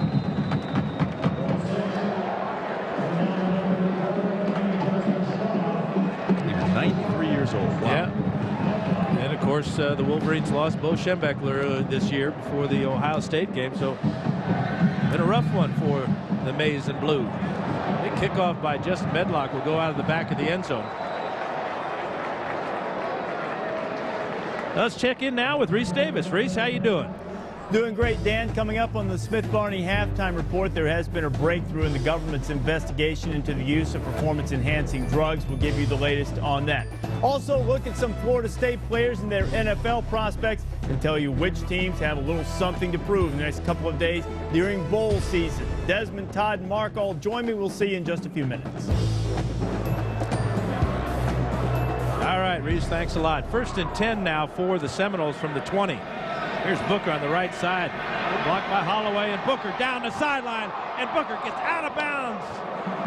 Chris Horton saves the touchdown, pushing Booker out of bounds. You know, this is fun. We're watching Marquis. He's got 12 carries, 103 yards. Now Booker says, hold it. Give me the football. Let me have a chance. So now he has 8 carries and 69 yards. But again, there's good blocking. The kick-out block there on the corner. He explodes, gets into the second level. Now watch his speed here. I mean, it's a good thing Horton just pushed him out of bounds, because had he had another 2 feet, he was gone.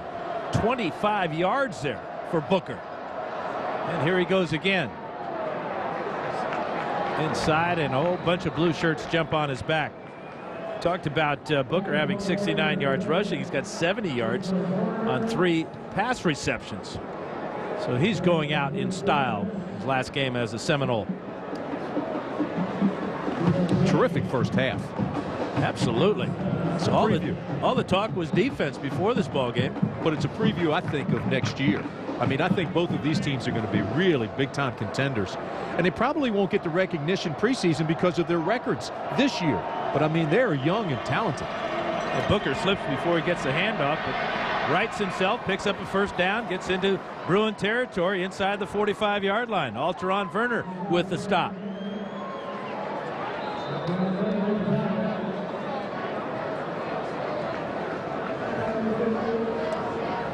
Whistle on the field, timeout. Now here's tonight's game track presented by New York Life. And we're talking about Lorenzo Booker. Look at the explosive speed. 152 total yards, got this touchdown, and then Cowan brought him back. Cowan with a great pass down the middle to Brazil. Brazil was off to the races. Cowan came right back. Here's his pass to Junior Taylor. 7 for 12, 142 yards, 2 touchdowns. That's your game track in a 20-10 first half here in San Francisco. I love the way Booker runs. He's got great style. I would love to see that touchdown run of his one more time, because he made such a great move, and that's what all great running backs have, and he certainly has that. You know, I thought Bobby Bowden was interesting yesterday when we were visiting with him. He was talking about, you know, every year we're in contention. Every year we're winning those national championships and those 30 straight winning seasons. He goes, we had junior and senior quarterbacks. I mean, Weatherford had to start last year as a freshman, and now he's a sophomore. Next year, he'll finally be a junior. And we've got all these guys back. We should be a contender again. But it was a great point because, I mean, they've had some unbelievable players at Florida State. And to see them this young and make this many mistakes is frustrating for all the Seminole fans.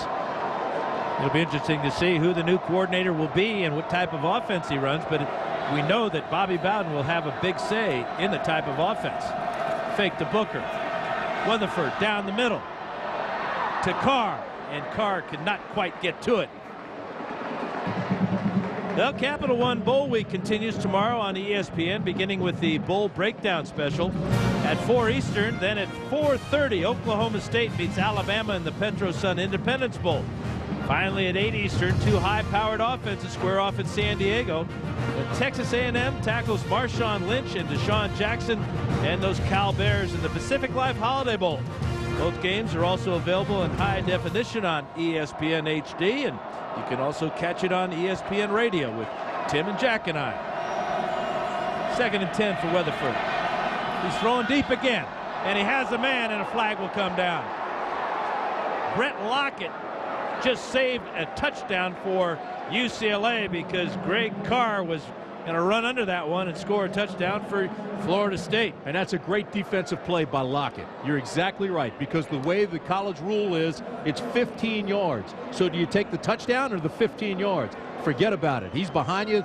Knock him down, stop the touchdown, let him move 15 yards. Even Carr's laughing because he knows Lockett made a good play, or he was going in for 6. Yeah, Lockett took a bad angle from his safety spot playing that cover 2. UCLA's first penalty of the night, but it did save 6 points. I'm surprised they don't throw to Carr more. They have tried tonight to go to him, but he still only has 1 catch, which means he's got 31 for the year, but he's got 11 touchdowns. I mean, that's a pretty good ratio. That's the kind of guy you want to throw the football to. You got to like your chances, especially when he's 6'6". Well, he's caught, you know, in the 2 years, 61 passes, and 20 of them have scored. How those percentages? Would you go to him? You're a Hall of Fame quarterback. Come on. I'd go to him until he couldn't go to anymore. Just ask Kellen Winslow. Here's Booker, and Booker is inside the 10 to inside the 5. Rodney Vann and Chris Horton get him there, but Booker looked like he was going to hallelujah land. Yeah, and Booker, he said yesterday he wants to impress NFL scouts. He can't wait to get to the combine. He says he's going to be there for the whole thing, do anything they ask.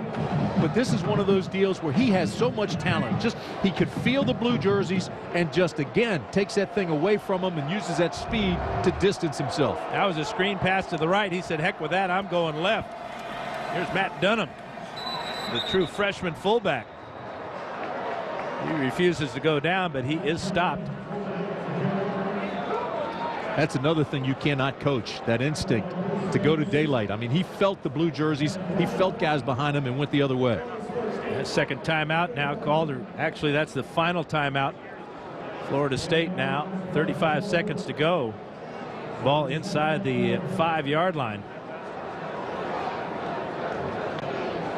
Came into this game with 525 yards. I know he was disappointed about that, but he's a guy who has a knack for protecting the football. You know, he went over 300 runs without turning the ball over or fumbling it, 28 straight games without a fumble. Wants to be a first-round draft pick. He was the #1 recruit coming out of high school right here at St. Bonaventure's High School down in Oxnard, California. So he was coming home, wanted to showcase that. Got a lot of attention this week because he's a California kid. He said Tallahassee's not the same as Los Angeles. Let's go downstairs to Jack. Yeah, Tim, he had over 8,000 yards rushing in high school, but when he got to Florida State, he underachieved. In fact, it was at a fast food restaurant last season that he actually broke down in tears and said to himself, what am I doing? What am I doing wrong? I think that is one of the reasons why Florida State has fallen on some hard times, a lack of production from the running backs. But as we said earlier, Bobby Bowden wanted to see Lorenzo Booker have a big day here in the Emerald Bowl to close out his season and remind him that he was all California. All world. All right, it's 2nd and goal now at the 3-yard line. Bottom of the screen is Greg Carr. That's Booker in motion to the top of the screen. Over the middle, thrown too low. That ball might have been tipped at the line of scrimmage. You know, and that's one of those deals where Weatherford knows he had Carr open, and Carr's frustrated. Carr was hitting the ground, and now he's going back and he told Weatherford, I was open. You got to make that play. You've got to deliver that ball. That was a touchdown. Kevin Brown may have got his hand on that. The junior tackle from Los Angeles, just 6'2", but did get his hand up. He just made a bad pass worse. Those things happen. Justin Hickman looking for help. Ed Kazarian on the sideline waving the towel. Play clock is down to 6. Here's the fade. The Carr knocked away. Rodney Van with the big play. That again, the ball not thrown high enough though for the 6'6" Carr. I mean, Van is only 5'10" and a half. Carr's 6'6". You're right. Put it up there. He threw it on a line too low. Look at this. This looks like Mutt and Jeff, and the ball just isn't high enough. You got to let him go up. He'll tell you he's the best basketball player on the team. He'll tell you he's got great ups. He's got a 40-inch vertical leap. So he says, put it up there. Let him go after it. This is San Francisco, where the alley-oop pass was invented by Y.A. Tittle and R.C. Owens, for heck's sakes. Here's Samasia with the field goal. Fiction, in fact, from Dan's Almanac. 21 yards out for Gary Samasia. And the Knowles go the length of the field to cut the lead to 7 points. Okay, that could be the fact of the day. The alley-oop from San Francisco. Jack, wouldn't you throw the ball more to Greg Carr? Well, in fact, not only would you throw it, but you would take Bobby Bowden's advice to Drew Weatherford, and that is to never underthrow Greg Carr. What he meant by that is don't put it down by the numbers, get it up over his head. When Drew Weatherford just came off the field, the first man to meet him was that man, Bobby Bowden, trying to reinforce that when you've got a guy as tall and as lanky as Greg Carr, don't put it down by the shoulder pads. Get it up in the air where he can leap up and get it. And Carr's frustrated. I mean, he wants to work for it. He wants to go up and get it. Look at him. And because he's 6'6", it's going to take him a while to gather himself to make the leap, to use that vertical leap that he has. And his quarterback is just not allowing him to do that so far here in the first half. See, and this is one of those things now. Weatherford ought to be over to him and be saying, hey, look, this one's on me. You don't want your guy over there steaming. That play's behind you now. I have a short memory. Get ready to go back. You don't want bad blood in that huddle. They'll get it straightened out at halftime. Graham Gano with the kick. And he pops it up down the sideline. Look out. Taken there by Werner. Werner out to the 40-yard line. Good return by Alteron Werner. You know, they've been defending Carr this entire game. So UCLA has him frustrated right now. I mean, you see that frustration on the sideline, but this is what's really been taking place during the ball game. And I mean, this is not a big defense. There's Werner, had him there. Here comes Brown. He's got him here. They're bumping and grinding and grabbing and pushing and shoving. And then here comes Van. And these corners, Van is 5'11", Werner's 5'9.5", and Brown's 5'9". Buster Davis takes the legs out. Chris Marquis, and he goes right down. That will be the final play of a very entertaining first half.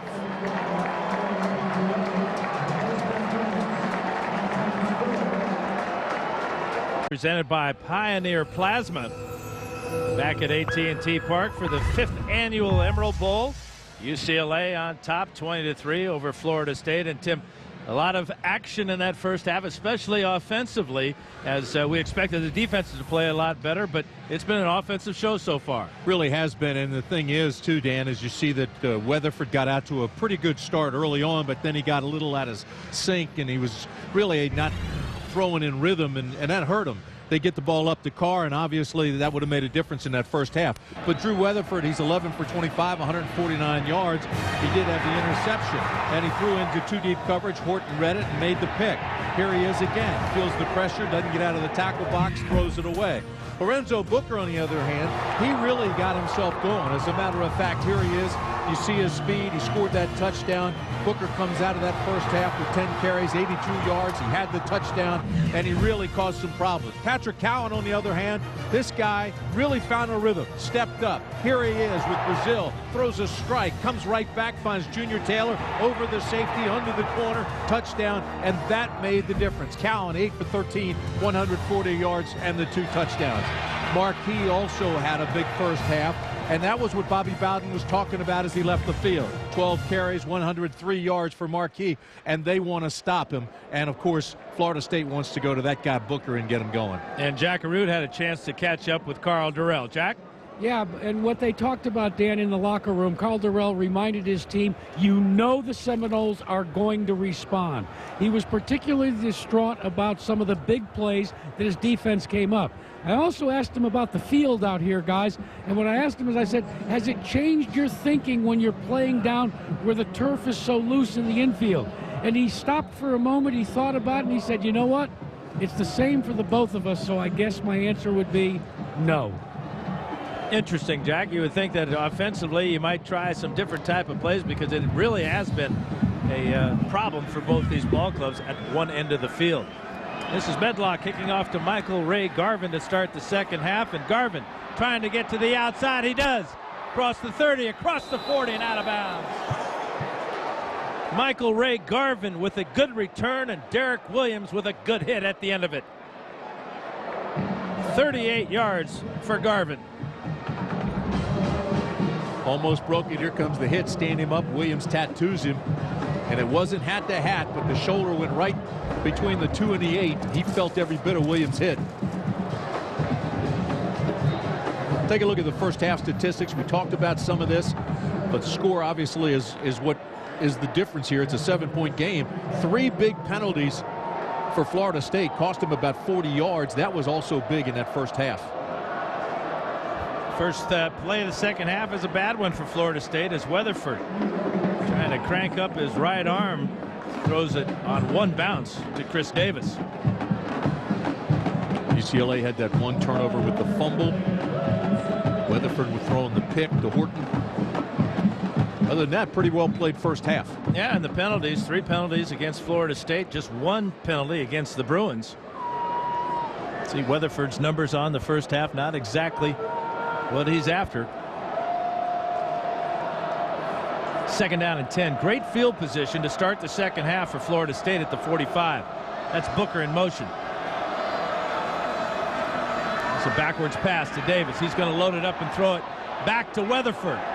Weatherford down the sidelines here. He's got Cody Fagg. Fagg's inside the 30, down to the 25-yard line. Well, they didn't waste any time at halftime drawing up big plays, did they? How about that, Bobby Bowden? It looked like they were going to Brandon Warren, and then came back to the Cody Fagg. You never see them throw the ball back to the quarterback, do you? Very rarely. Here it is right here. I thought at this point they were going to Brandon Warren, but instead Davis goes back, and Weatherford then finds the Cody Fagg. And it looked like he was well defended, and Fagg just kind of broke it loose and picked up some pretty nice yardage. It looked like Davis actually read the coverage. Here's a deep ball to the end zone to Greg Carr. He can't make the catch. Great play by Alteron Werner on Carr. And once again, Carr was not given the opportunity to leap up in the air to catch this ball. And we put that on Weatherford. We put it on Weatherford because he's not getting it up high enough. But you got to give credit to these DBs because their technique is solid. They're battling. Watch this now. The ball's not high enough, but look at the defense there that's being played by Werner, who plays him inside out, stays in his hip pocket, reaches the ball at his highest point, and knocks it away. That's on Weatherford for not getting it up high enough, but that's terrific defensive technique.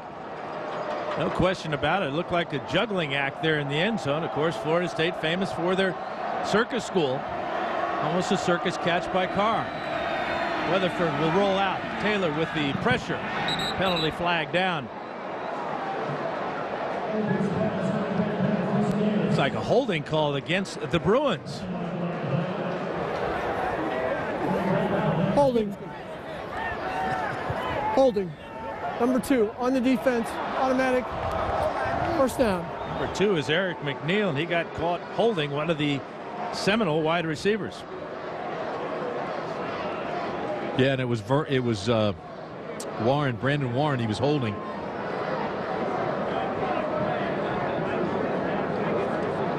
Warren, one of the 3 freshman tight ends for Bobby Bowden's offense.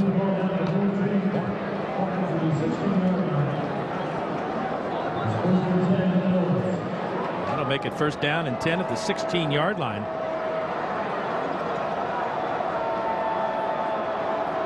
Cedric Holloway, the fullback, in front of Lorenzo Booker. Booker could not get away from Bruce Davis.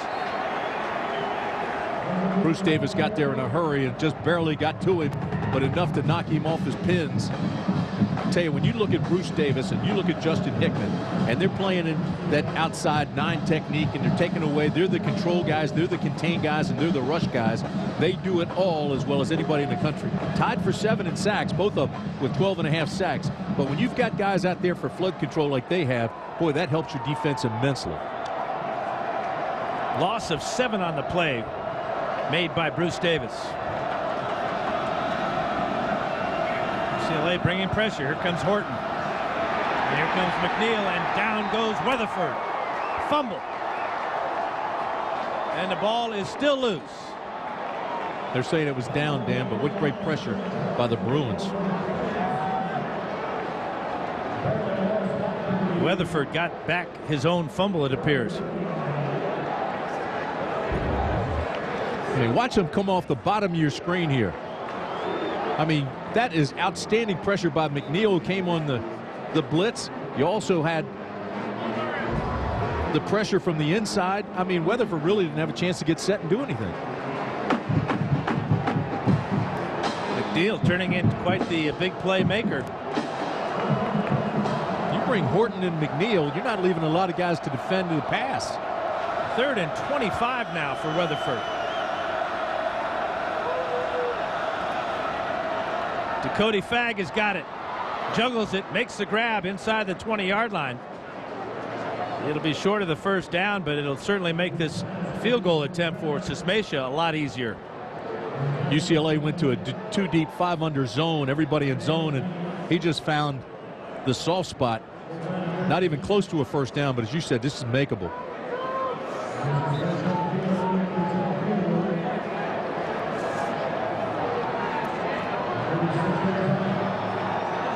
36 yards now for Sismacia. Straight away.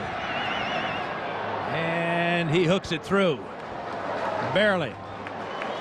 Looked like he might have slipped a little bit with his plant foot.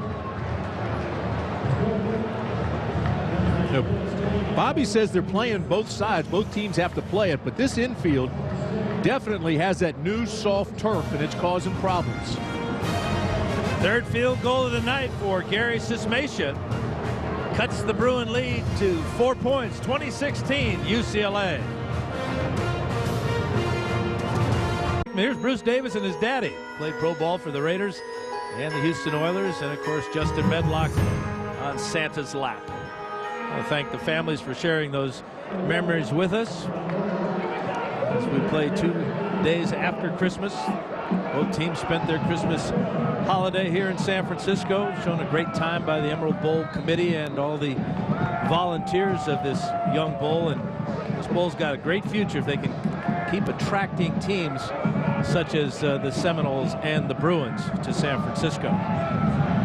Graham Gano with the kickoff. It's a short one. Williams, sideline 30, out to the 35-yard line. Short kickoff by Graham Gano. Good return by Derek Williams. And UCLA has had terrific starting field position all day long, all night long. I mean, they're starting up at 35-40 almost every series. This gives Cowan lots of room and lots of options. Open up the playbook and you get up near midfield. Yeah, you'd like to see him maybe go back to Brandon Brazil. Brazil only has that 1 catch. It was a big one, 78 yards and a touchdown back in the first quarter. Bobby Bowden told us he wants to stop Chris Marquis, so we'll keep an eye on Buster Davis. Here's Marquis. He's not getting stopped on this run. Bouncing again off tacklers. Myron Roll, number 3, the true freshman, has a word to say to Chris Marquis after that hit. Boy, he did a great job, too. He got to Davis and spun right out of him. Watch this now. I mean, you've got Tavaga getting on Davis, gets him just a little bit out of position. Marquis gives him a nice spin move and goes right by number 7 and picks up some valuable yardage. 6 yards of yardage for Chris Marquis. Derek Williams now in the backfield for Marquis. And he's got it. And he's close to a first down. Pick up about 3 yards. Gino Hayes with the stop. You know, you've got to like this. If you're Carl Durrell and you've got the opposing coach, Bobby Bowden, really concerned about your running game because it opens up your passing game, and you're having success with both, and they say they're going to stop you, and you come and just jam it down their throats with a couple of good runs, sets up 3rd and short. I mean, you got to like that. I mean, for the Bruins, things are going their way. That offensive line is dominating, protecting Cowan. This is the fullback, Michael Petrie, and he stopped short of the first down. Gino Hayes got him high to push him back. Boy, it's going to be close. They gave him a mark that looked like he had enough, and now they brought it back, and it looks like it's going to be just short. But it is awfully close, and they'll probably bring out the chains. They are going to bring out the chains. Yeah, the yellow line's unofficial, but Mickey Andrews will tell you that they did not make it. Great defensive coordinator for many years for Bobby Bowden. He goes up and over right there. It looked like he might have had it. You look at the side judge up top, and he's giving him the mark that he has, but as he got closer to the midfield, he said, wait a minute, I don't know if he made it. He certainly didn't make it on the yellow line. We'll see if the chain's any different. Pretty accurate. Just set short.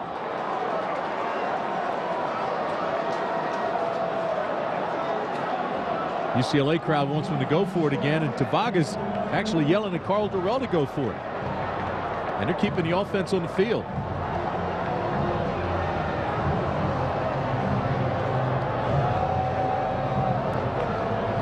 Well, what the heck? It's a bowl game. Let's go for it. That's what Carl Durrell says. Chris Marquis back in the game for the Bruins. They go with 2 tight ends, William Snead and Logan Paulson. Watch a quarterback sneak if you're on defense.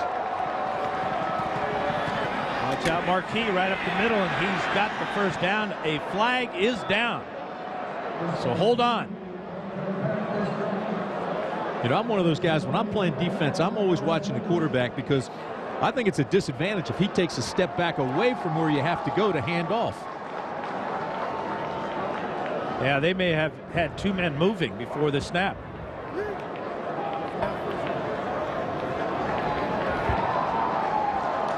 And it'll make punt it. Yeah, that'll make the decision easy now. They've got to punt that ball. Illegal motion, number 48 on the offense. 5-yard penalty, 4th down. William Snead, excuse me, Tim, the converted defensive end moving before the snap. Which takes away the first down that Marquis got. Now they move it back. Now they've got a punt.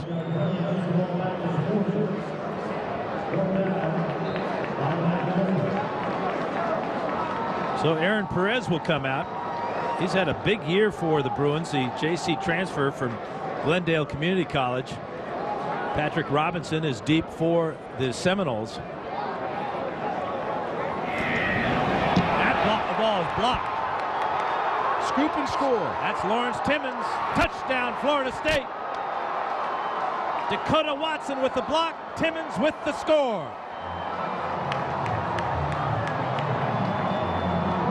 Timmons blocked an extra point against Duke that was returned for 2.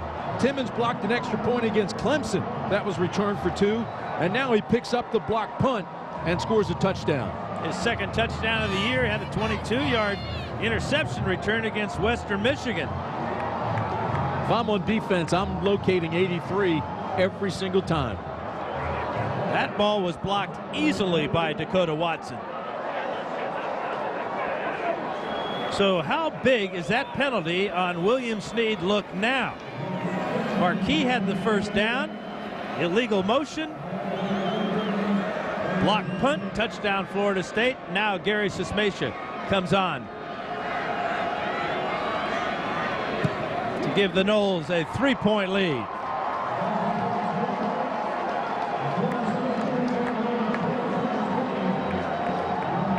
They overloaded the defensive right side, the left side of that line for UCLA. It was a punt block all the way, untouched. The block, Timmons has 83 in his sights. He scoops and scores. Big time play for Florida State.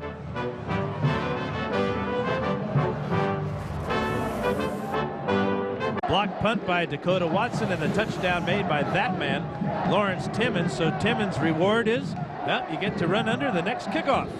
He's got to be one of the special team guys of the year. All the kicks he's blocked, and now he scores a touchdown. Graham Gano will dribble this one down the field to Derek Williams. He's got a big hole at the 25. It closes, but he's on his feet across the 40. Derek Williams came real close to busting a big one. Gino Hayes, another starter on defense, with that tackle. Florida State has scored a touchdown after a marquee fumble, and now a touchdown on a block punt.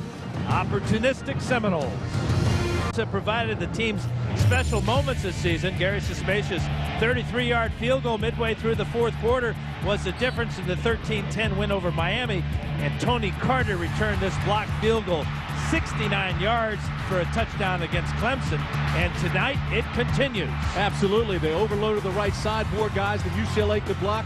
Dakota Watson comes in, gets the block. Lawrence Timmons, number 83, picks it up. He scores. He's the guy who's had 2 blocked extra points. He also now scores the touchdown, and Florida State has 13 unanswered points against the Bruins. How big is that penalty then on 4th down and inches against William Snead when Marquis got that first down?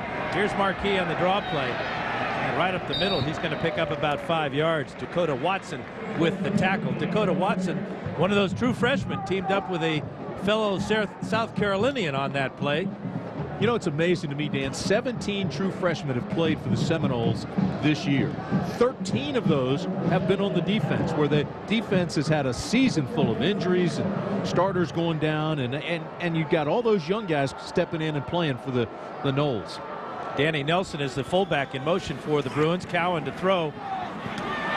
Pat in Logan Paulson across the 40-yard line, and Paulson refusing to go down.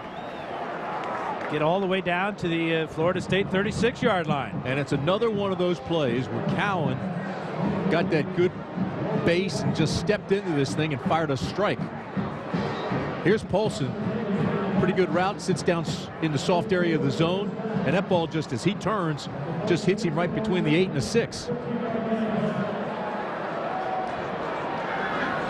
1st and 10 now for UCLA as they move into Florida State territory. Marquis breaks a few tackles. Inside the 30, down to the 25. Still on his feet. Inside the 20, fumble. No. Ground cannot cause the fumble. Myron Roll tackled him. Ball came loose after he was down. Chris Joseph out in front leading Marquis, but what desire by Chris Marquis on that run. Well, he gives you the step and go. He's got some great moves. He's got that speed, but that's also poor tackling by Florida State. There's a missed tackle. Here's the second missed tackle. Here's the third missed tackle. He's still driving, and finally the second chance there for Roll brings him down. 15 carries, 134 yards for Marquis as he takes a breather on the bench. This is Derek Williams, right side. And he's got 4 or 5 yards inside the 15, down to 11. J.R. Bryant stops him there. But Marquis, 134 yards rushing, is the most against this Florida State defense. Remember, coming into the game, as a defense, they've only allowed 84 yards per game to an entire team. They've had good games and bad games, so I mean, it was unbelievable when Wake Forest hung 30 points on it. Here's the end around fake. Up in the middle, Derek Williams gets the carry, and it appears he may have the first down, or does he? Linesman comes in and marks him about a yard, half a yard shy. Roger Williams with the stop. Not a lot of room in the back of the end zone, is there, Jack? Not only is there not a lot of room, this is the grass, this is the warning path. It's split right down the middle. If you run that long fade, you're going to end up against the outfield wall if you're not real careful. So this is really tight. It makes that fade route, Dan, you'd better be good as a quarterback. You better be friends of the quarterback, too. Outfielders run into that bad boy. Shane Moline is the tailback behind Danny Nelson. Moline's got it. Inside the 5 on his feet. Moline, touchdown, UCLA. Shane Moline, the true freshman from San Juan Capistrano, with his 5th touchdown of the year. I'll tell you what, forget the warning track. Just give the defense a warning that the big guy's coming through. 240 pounds of him. And just a freshman. Watch the blocking now as they get the motion man to the left side and open up the middle for Moline. But look at the big guy's balance. Again, poor tackling there. He gets missed by Carter, who just threw a body block on him, and he just stepped over him. Medlock with another successful PAT. He has not missed this year. And the Bruins respond to the block punt by Florida State to go right down the field. And a good kickoff return by Derek Williams. Good solid run by Chris Marquis, and Shane Moline finishes it off with this power right up the middle. UCLA on top, 27-23. 49 to go, third quarter. Karl Dorrell's team responding in a positive fashion to Florida State's 13 unanswered point. And that was impressive to go 6 plays and just jam it right down Florida State's mouth after they gave up those 13. That shows a football team that's growing up. Third lead change of the game. This one's starting to have the aroma of a barn burner. Michael Ray Garvin across the 20-yard line. Enough time now to check in with Reese Davis for a SportsCenter 30 at 30 update. Reese? All right, Dan, a federal appeals court has ruled that government investigators can indeed use names and urine samples of more than 100 Major League Baseball players who submitted to a 2003 test that was designed just to judge the prevalence of steroid use among Major League Baseball players. This is part of the government's investigation into performance-enhancing drug use. The test initially was said to be anonymous. Much more on this story coming up on SportsCenter after the game, and ESPN News is always available. Thank you, Reese. First down and 10 for the Noles at the 22-yard line. Here's Book, and he's not going to get anything that time. Good swarming defense by the Bruins. Well, we talked to Coach Karl Dorrell and talked to him about how he has grown as a head football coach. This team has helped me grow up too, and I came in with an attitude of just X's and O's, and that was just going to be the only deciding factor in why you win, is knowing your football as well as you know it. And it wasn't just that. You had to know these guys. I mean, they're young men, they're kids, they're 17, there's 18, 19-year-olds that are, you know, they're big guys, but they're young kids, and they're different than how we played. When we played, we were told to do certain things and you didn't question it, you did it. These kids want to know why. And Weatherford steps up and gets a couple before Eric McNeil and Justin Hickman bring him down. But that is an interesting admission by the head coach, don't you think? You know, I've seen him grow too. My son Kevin played for him his first year, and you can see some of the things that he did that first year, and he was right. He was an X and O's guy, and he has grown, and he has gotten better as a coach. And if he can turn around, and we talked about this earlier, if he can beat Pete Carroll and USC, and that is a program changer, and now UCLA's beaten USC 9 out of the last 16.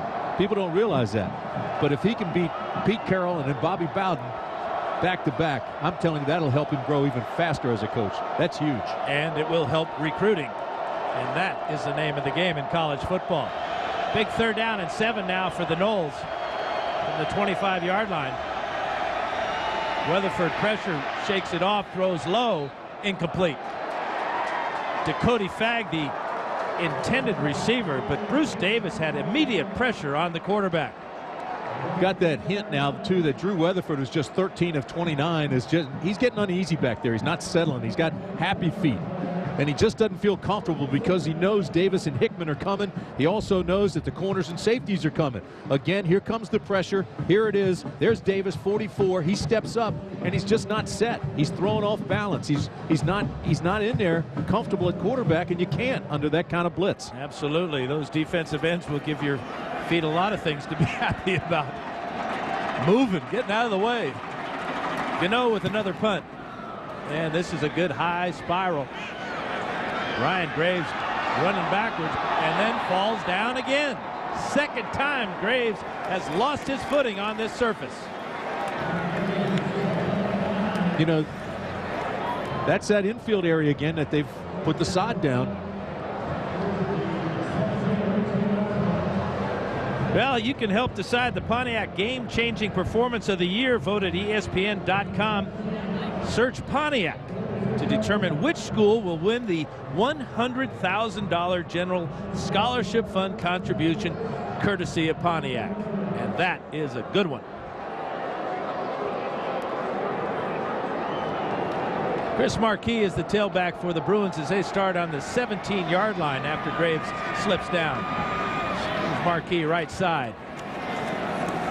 He refuses to go down until he gets to the 20-yard line.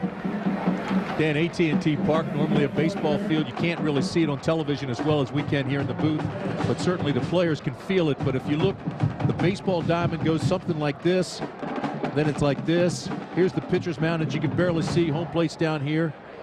You got your bases in here, and this whole area on that sandy spot in here is just short turf. I mean, it is just new turf, and it's soft, and it's coming up like a polo field. Gain of 3 that time for Marquis. This is Moline in the backfield, rather Danny Nelson. That ball off the target for Marquis, who was split out wide. But you're right, Tim. I mean, this is what they were doing at halftime. The ground crew here trying to get the turf right out back down where it should be and picking up the loose pieces. Now that's a tradition in polo. Put the turf back. You have everybody come back. You just want to make sure it's grass and dirt. We worked together all year, and I never realized until this moment that you really are a polo type of guy. Yes, I am. Water polo. I don't know how they make those horses swim. Our director, John Del Vecchio, with the shot of splash hits. I think we just got one, as UCLA will call a timeout. 2:37 to go here in the third quarter. UCLA trying to figure it out now, leading by 4. Coming in, I don't think we really knew what we were going to expect here today. There was talk that Florida State was really feeling a letdown coming to this bowl when normally they're in a BCS game or really a high-profile bowl game.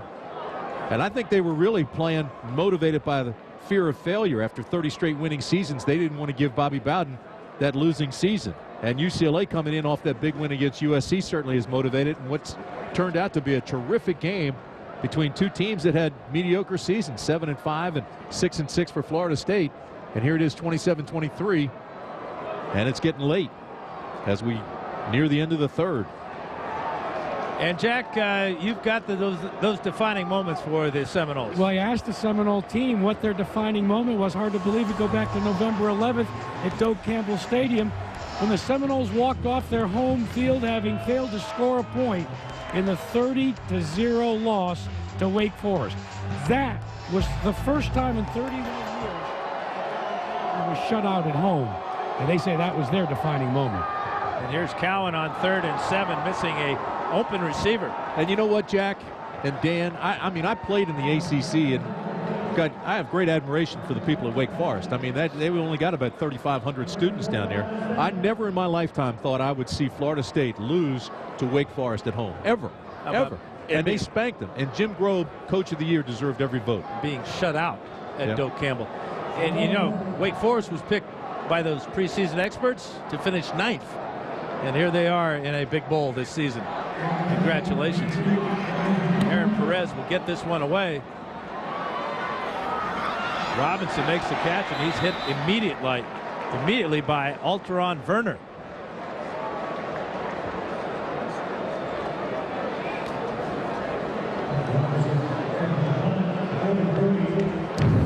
You know, I told you about the ACC. If you look at what happened in the media poll in the preseason, Florida State was picked first and loaded with talent, albeit a young football team. And I mean, look now how it ends up. I mean, is that amazing? Wake Forest, Boston College, Maryland, 1, 2, 3. Florida State, Miami way down low. But in the Atlantic Division, I don't think anybody thought Florida State would be 5th. Or Miami and the Coastal being as low as they were.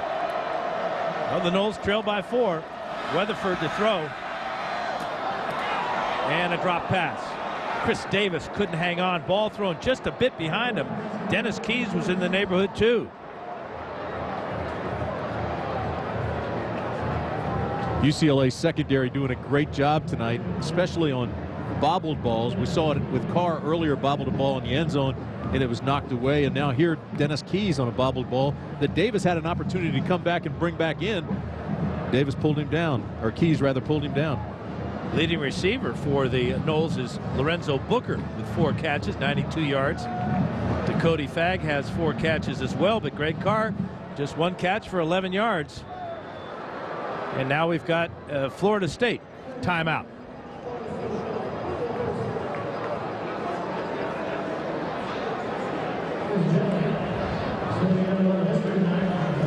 .207 to play in the third. Here's tonight's game track presented by New York Life.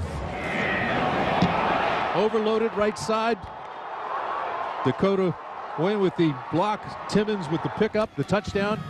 And then UCLA came right back. Terrific job by the Bruins. After 13 straight unanswered points, Moline in with the touchdown. And that's where we are, 27-23. When I talked to Carl Durrell about this bowl game earlier, Tim, he said the fact that they were playing Florida State made his job a lot easier in preparing his team for this game. Because of the high profile, because of Bobby Bowden, because it's a national game against an East Coast team and a West Coast team. You know, Durrell realized that, and it really, you know, as he said, he's growing up as a coach. He's learning about how to motivate his team, but he didn't need a whole lot of it when they found out that the Noles were going to be their opponent. And you know, the Noles did the same thing. They looked at UCLA, and Bobby Bowden showed them the tape of UCLA Notre Dame, UCLA USC, and showed how they play high-profile teams, and that motivated the Noles as well. On 2nd and 10, the bottom 2 receivers are Chris Davis and Greg Carr. This is Booker right up the middle. Look out. Now to the outside. There's the speed, and then out of bounds. First down, Florida State. There's no question he's a big-time runner. There is no question he's going to go high in the NFL draft. And he's anxious to get to that combine. He really wants to do everything they ask. And he says he tests really well. And so he's expecting to go in that first round. 17 yards that time. You wonder when you look at him running his talents, receiving and running, how he only had 525 yards this year. 90 yards rushing for Booker, 92 yards in pass receptions. Here's Weatherford. He gets a block from Booker. Throws out of bounds, incomplete. Dangerous pass, too. He was thrown into a cover 2 where the corner gives way to the safety, and he tried to get in that spot in the transference when the safety comes over and trying to get him late. But Keys was coming hard, and that's a dangerous pass to try to fit in there. Brown and Keys did a nice job that time to keep that gap closed. I thought it was interesting listening to the comments of Dwayne Walker after the SC game and how his goal was to get into the quarterback John David Booty's head. Well, I think he's into Drew Weatherford's heads tonight. Yeah, I agree with you, and I think he did it early. 2nd and 10.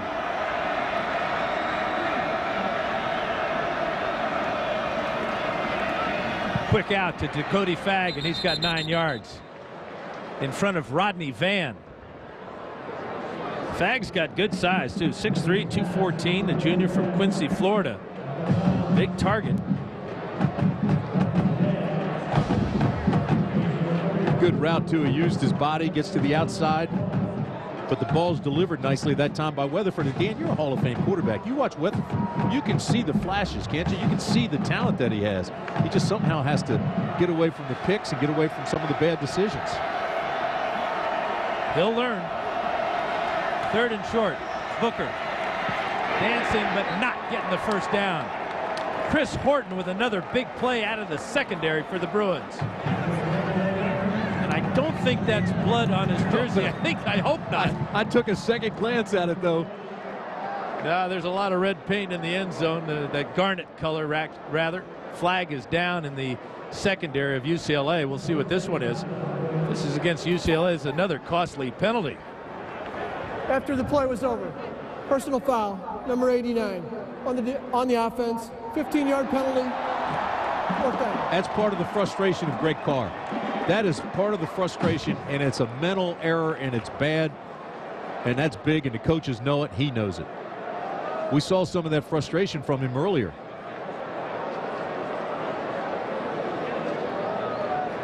Now, it was going to be 4th down and 1 in a decision time for Bowden, but now, because of the 15-yard penalty, this will back him up. 4th down and 16, and the punt team will come on. Bowden had a decision there, maybe to go for the field goal, long field goal, or go for it on 4th down. There's some frustration being vented by former offensive coordinator Jeff Bowden. Graham Gano with another punt for the Noles.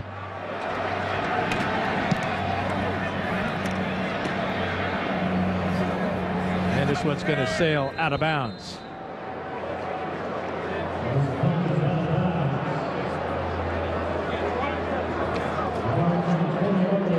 Well, Capital One Bowl Week continues tomorrow on ESPN, beginning with the Bowl Breakdown Special.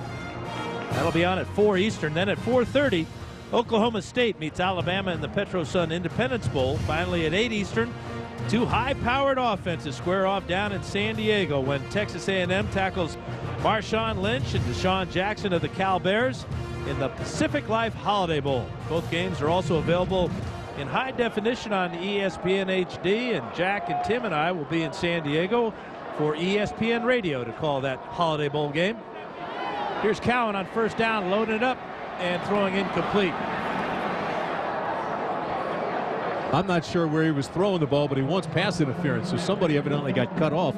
It looked like it might have been Everett. Yeah, Everett was trying to get on the crossing route, but he was stopped there by Jamie Robinson. Got it his way, and Cowan's pass sailed incomplete. How about this? This is what you get when you bring in the high-profile teams. New Emerald Bowl record, 40,331 here at beautiful AT&T Park. Ticket sales have exceeded previous Emerald Bowls by more than 10,000 tickets. Cowan over the middle with Junior Taylor, and Taylor's out to the 43, 44-yard line. Michael Ray Garvin. Cowan hit Junior Taylor like that against Washington State. Taylor went all the way for the touchdown, but great timing on that route. Oh my, what a pass by Cowan. Just stepped into it. You could almost count the revolutions on the ball with such a tight spiral. But look, gets it off his ear and throws hard. That ball was perfect. Now watch, here's the route. Little skinny post, and that ball's just waiting for him on the break. That was a perfect play. That's what you call throwing on rhythm. That 5th foot step hit, and he got rid of it. Where's Marquis? Almost fumbled. Gino Hayes wraps him up at the 40-yard line. Loss of 3 or 4. Looks like he had trouble with that handoff. Terrific play by Hayes, though. While he was bobbling the ball, Hayes skated, took him inside out, tucked that tail, skied the eyes. All right. I knew you'd get it in. We got hide and seek. We got come here and sick 'em, and now we're tucking our tails and skying our eyes as the 3rd quarter comes to an end at the 5th annual Emerald Bowl from San Francisco.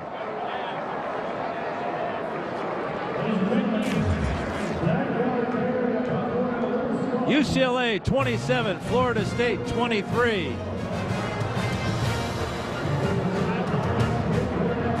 We'll be back with the 4th quarter from San Francisco after this. It's a feeling of going down to the last offensive play. I think it's a terrific ball game. It sure has been fun to watch. The thing is, Weatherford really has struggled. I mean, he's only 14 of 33, but if he finds a rhythm and starts to play, look out, then everything will be all rules off.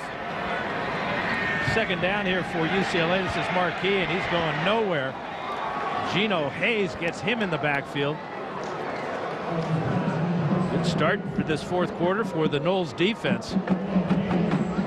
It's going to bring up a real difficult third down and long for Patrick Cowan. You know what's amazing is Cowan's 10 for 18. Doesn't it seem like he's thrown a lot more than that? Yeah, he has. He's got 180 yards out of those 10 completions. Now 11 of 19. But remember, 78 of those yards went to Brandon Brazil for his only catch of the evening for the touchdown back in the first quarter. Pressure right up the middle. Everett Brown forces Cowan to throw the ball away. Second big play for the freshman from North Carolina. Brown got there in a hurry, but again, you see the maturity of Cowan. Getting rid of it, throwing it away. That's what I was talking about earlier. College quarterbacks very rarely should take a sack. I mean, there are times when you have to, but look at it. Just strength pulling away for Brown to get enough to throw it away.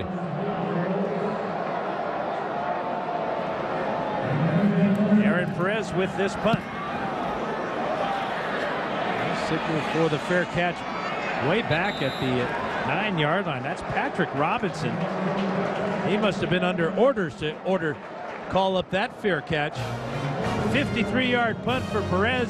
The Noles will take over at their own 10-yard line. To the Red Raiders schedule tomorrow, he has a chance to stand alone. A win tomorrow against UNLV or a win against New Mexico on Monday. And Bob Knight will be the winningest basketball coach in history. Right now tied with the great Dean Smith, North Carolina. 10-yard line for Drew Weatherford. Lorenzo Booker gets out to the 12-yard line where he's tacked by Brigham Harwell. Jack, you got more on basketball, huh? Well, you know, you talk about basketball, you've got to talk about Westwood, and you've got to talk about UCLA. There's the Wizard himself that certainly brought it all, but now this season with an undefeated start, 11-0, the consensus #1 in the nation has got everybody buzzing that this UCLA Bruins team could be headed not only to the big dance, but the Final Four, and dare I say it, another national championship. Tell you, Florida State's excited about the basketball season too. ACC always strong in basketball. And that's why we had Bill Walton give us the lineups. The Cody Fagg almost gets down the sideline, but he does get a first down out to the 23-yard line. Alteron Werner just tripped him up, or he would have had a real big gain. Werner with a short tackle, but watch this. Again, he drives him off. Footing's not there. Regains his balance, makes the catch. It's terrific concentration to make that play by Fagg. And again, they're on that turf that is just so hard to stand on the infield.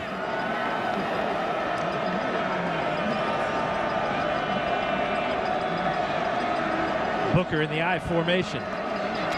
Fake to Booker. Weatherford going deep down the sideline. Good coverage by Werner.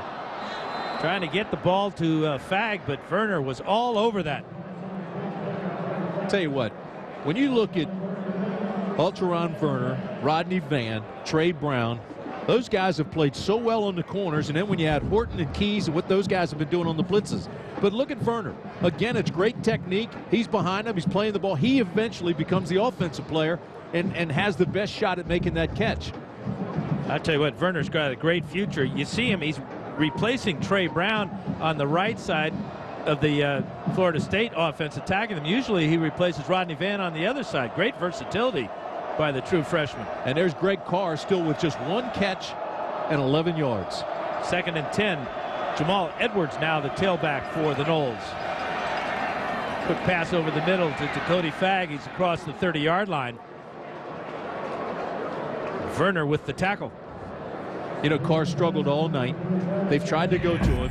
We talked about coming into this ball game with 30 catches and 11 touchdowns, but then look at how he's being defended. Inside out, very physical. Guys bumping and grinding. They're going up. They're being tenacious. They're staying with him. They're frustrating him. That is outstanding defense by UCLA tonight, and that was one of the things that Florida State thought they could attack. They thought that the Bruins were vulnerable in that secondary, and yet the secondary tonight has beaten the Florida State Seminoles so far, and there's what Greg Carr has had. One catch, 11 yards. And we've got a penalty on that last play. This is Alteron Werner down on the field being checked out by the medical staff of UCLA. We'll be back. Frisco, gateway to Chinatown. And that's Alteron Werner on the sidelines. 9 tackles. Leads the Bruins today. He broke up 2 passes, but this is what got him hurt. Number 33, Christian Taylor, came in to try to clean things up and got Werner in the back, his own player. Friendly fire. Rodney Van in the game for Werner. 3rd and 2 for the Noles.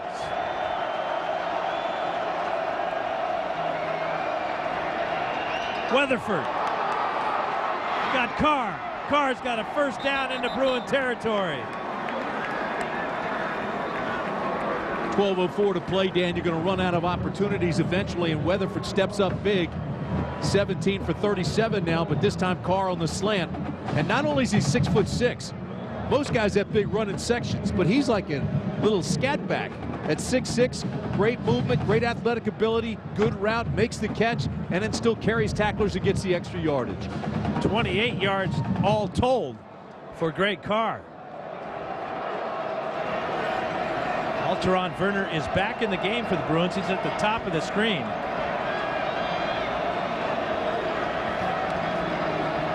Weatherford to throw that way. Throws high, but the ball's caught. Jocelyn Shaw with a fine catch on the sidelines. And all of a sudden, Weatherford and his receiver starting to hook up. They look like they're in sync. Weatherford in rhythm, throwing on time. Guys making catches. Throwing on time because he's got time to throw. Now they're saying he did not make this catch, Tim. Well, let's take a look at it. Here it is. Looks like he's got it. 1 foot down. Was he bobbling it? I don't know. Looked like the ground turned it loose and knocked it loose. Oh, yeah, he was bobbling it all the way. That's a good call. Field judge saw it, had a good angle. Good call, better than ours. Now it's UCLA making mistakes. That's Brown. Big Kevin Brown. No hiding him. 6'2", 293 pounds. Offsides.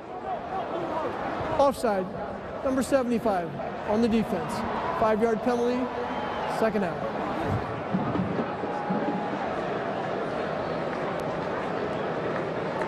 Calling Bear, Big Bear. Look at him. That's a mental mistake there, though. 4th penalty against the Bruins tonight for 34 yards. Makes it 2nd down and 5 for Florida State. Shotgun again for Weatherford. He swings it out here to his fullback, Matt Dunham. And Dunham is close to a 1st down. I think he's got it.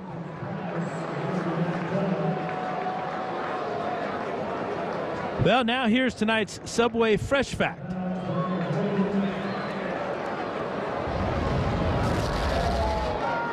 Well, if Florida State loses, this will be Bobby Bowden's first losing season since 1976. Which was his first year at Florida State. 25 consecutive bowls. I mean, there's a lot on the line here tonight for Bobby Bowden and the Seminoles. All of a sudden, Dan, it looks like the UCLA corners are playing soft. Well, they're certainly playing deep, that's for sure. Bottom of the screen and the top of the screen. Both corners are at least 10 yards off. And Weatherford sees an opening, and he's going to get close to the 25-yard line. Pickup of about 5 yards. Harwell slow to get up now. So you got Brown jumping off sides. Harwell slow to get up.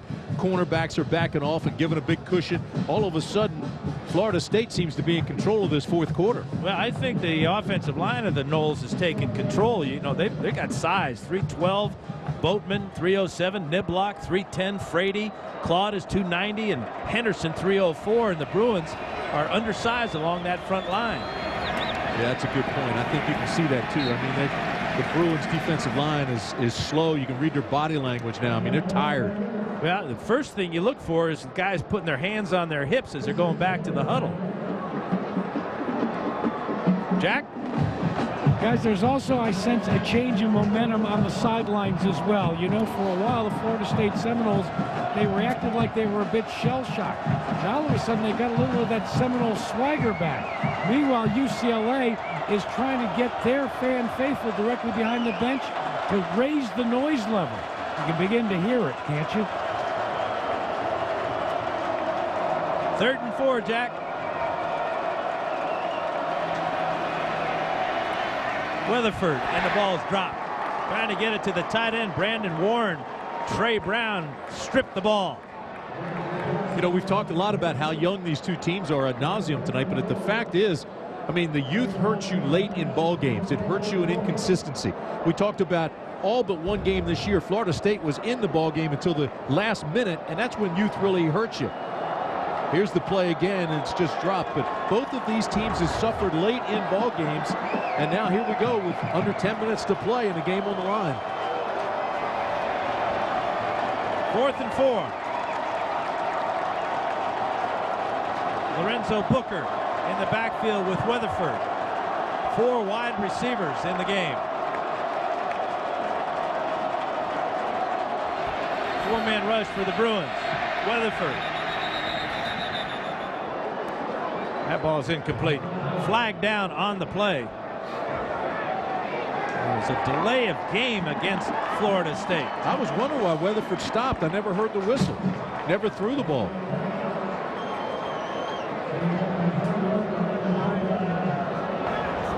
Delay on the offense. 5-yard penalty. 4th down. Yeah, Jeff's like me. I thought they got it off with 1 second left. I didn't hear the whistle. So this will bring up a 4th down and 9. And Bowden and the Noles are going to go for it. He's got his offense on the field. See if Dwayne Walker gets a little more aggressive here. The secondary guys have to know where that 1st down marker is at the 21.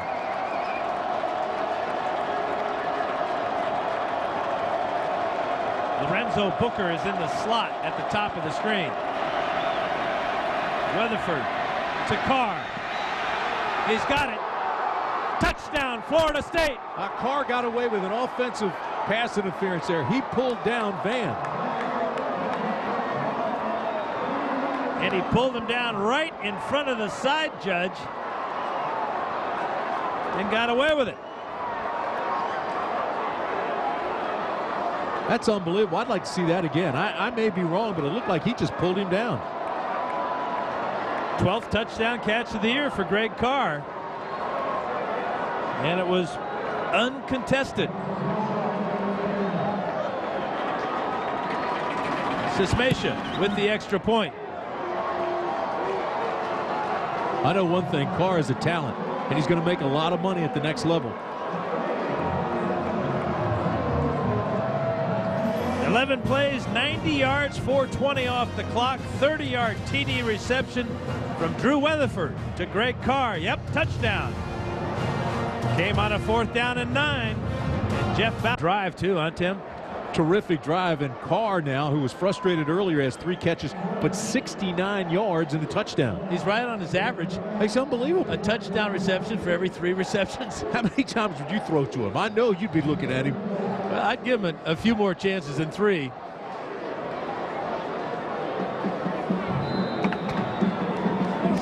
Graham Gano with another kickoff. Is this game just going back to that 90-yard touchdown drive of the Noles? This ball in the direction of going out of bounds. Touched it.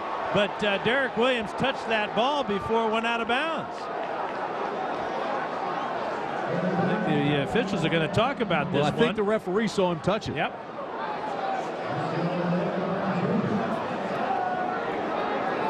They should mark that inside the 5. On the field. Receiver was out of bounds. Ball touched him. It's a kickoff out of bounds.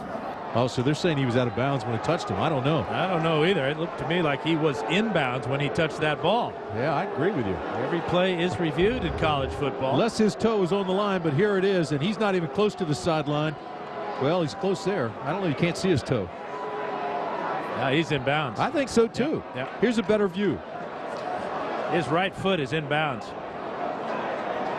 Oh, there's no question he's inbounds. That ball should be inside the 5 at the 3. Yep. Conference USA officials. And there will be no review on this play, apparently. As the Bruins, yep, here it comes right now. There you go. I'm not sure what took them so long. They added a lot of drama to that, didn't they? They sure did. Cowan was ready to snap the ball on the first sound. And the officials came in with the review. And this is huge. And now they just saw it on the big screen, and coaches over at Florida State are furious. This ball is marked on the 35-yard line right now. This is going to go all the way back, as you said, Tim, to the 3-yard line for this next possession for UCLA. Here it is again. And there's absolutely no question that his feet are in when he touches that football.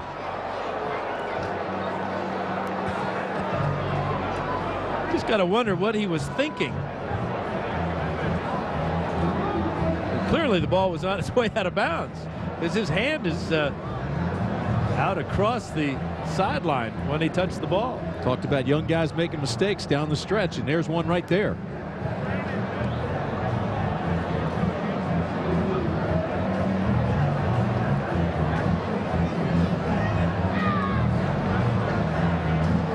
Derek Williams, the junior from Downey, California, went to high school.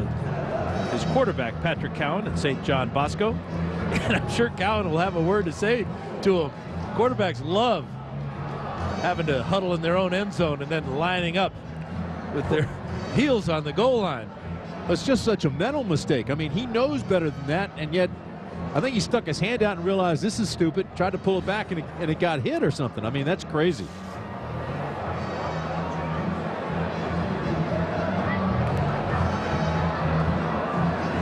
This is our referee, Steve Barth, and he's getting it straightened away with the officials upstairs in the booth. An official review, not a challenge by Florida State. No, and the touching of a kick certainly is reviewable, and that's what's happening here. And now they just obviously will see some indisputable video evidence, the same that we just saw, and they'll rule it. Of course, you and I, partner, had that Oklahoma-Oregon onside kick, and we thought that was indisputable. But, I mean, you never can tell. Here we go. The kick was touched by a player whose feet were in bounds. The ball is going to be placed on the 3-yard line, 1st and 10. Good officiating. Good replay booth.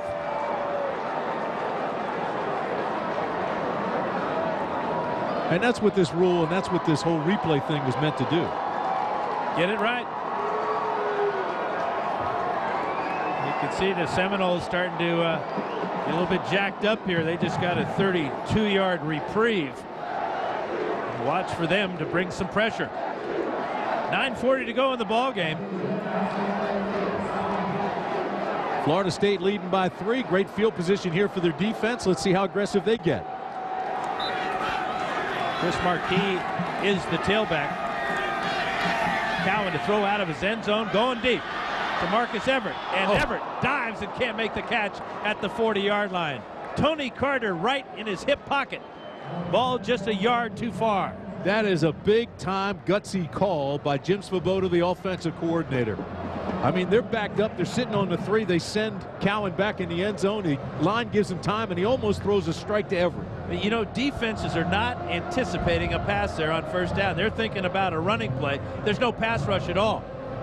Look at the time he got. It's a great time to throw the ball, and especially a great time to throw it deep.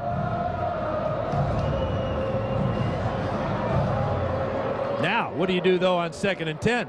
Defensive thinking, hey, they're going to throw the ball now. We're going to get after them. Cross him up, give the handoff to Marquis, and Marquis gets across the 5-yard line out to about the 8 before Myron Rolls stops him. They've got to get just beyond the 13, though, to get a first, and so brings up a 3rd and long.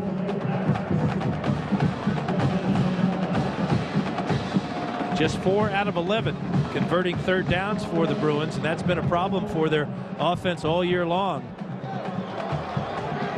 Keeping drives going. 2 tight ends, 2 wide receivers, and Marquis. This is Paulson in motion.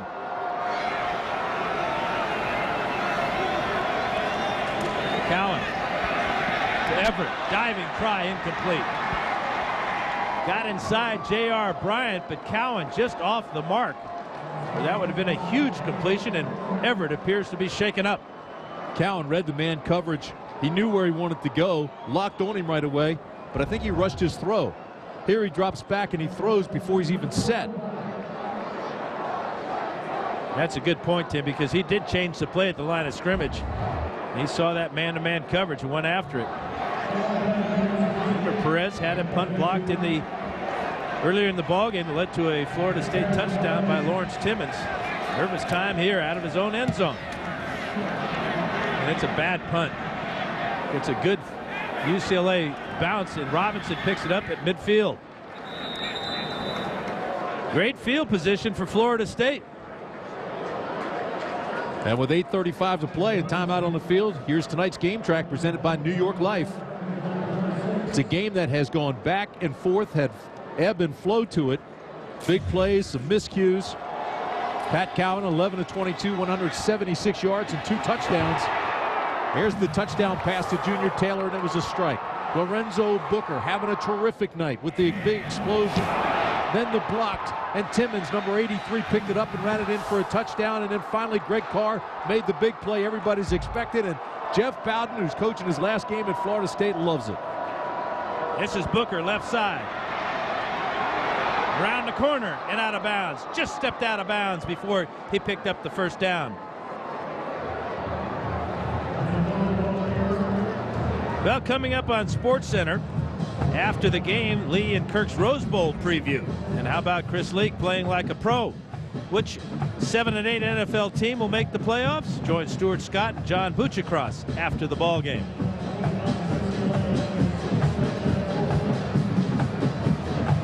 Both coaches were talking about how important this game is to set them up for next season. And Bobby Bowden says, wait a minute, I need it this year. I don't want that losing season. 4 lead changes in this ball game. 2nd and 4. 3-step drop down the sidelines, complete. Greg Carr with a big catch in that dead zone on that 2-deep coverage. Exactly right, Dan. It's a 2-deep coverage, and again, the corner gives up to the safety, but before that safety can get over, Weatherford put that ball right there to Carr. Here you go. Now watch the cornerback give him up. All right, now the safety's got to come over, but that's the soft spot. The safety can't get over. Horton's late, and Weatherford hit Carr for the strike. Tough pass to throw, perfectly thrown by Weatherford. 3 areas in that cover 2 are soft. The 2 sides and down the middle. Here comes Booker, making people miss inside the 25-yard line. Christian Taylor with the stop. Leading tackler for the Bruins as far as the linebackers are concerned. Interesting defense for the Bruins. Their leading tacklers are their 2 safeties, Horton and Keys. Well, time now a factor. Under 8 minutes to play. Florida State leading by 3. Now they're in field goal range, but that would still be a 1-possession game. They want to get that touchdown and put it out of reach.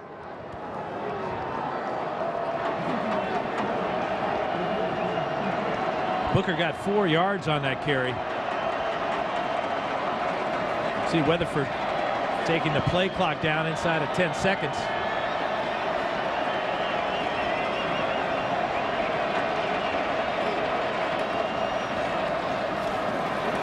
Booker. Chase Moline, the brother of Shane Moline. Great penetration there. That went nowhere. Absolutely nowhere, and that's not the play Bobby Bowden wants. I mean, they want to melt the clock and shorten the game. There's no question about it, but they don't want to take the offense out of rhythm. That's what happened here. Zone blocking, tried to get on that right side. Booker got a little bit too fancy, lost his footage, and the Bruins were all over. That's the danger you run when you try to take time off the clock. You take your own team out of their natural rhythm. Absolutely, you're right. Again, the play clock running down. 3rd and 12 this time.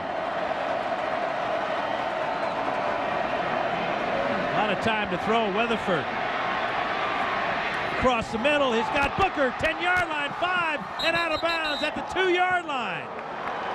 Boy, he was close to that line of scrimmage when he threw it. That's another terrific play by Weatherford, and Booker's having a terrific game. Dangerous pass throwing late across the middle, but it turned out on 3rd and 12 for 25 yards to the 3-yard line.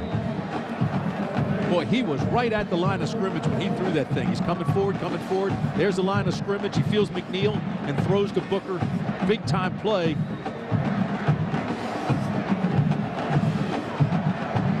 Here it is again. And if you look as he gets close to the sidelines, you can see the guy there with the 3rd down marker. That's how close. That was the line of scrimmage. That's how close he was. The line of scrimmage was the 28. Took it down to the 3, touchdown Florida State, Lorenzo Booker.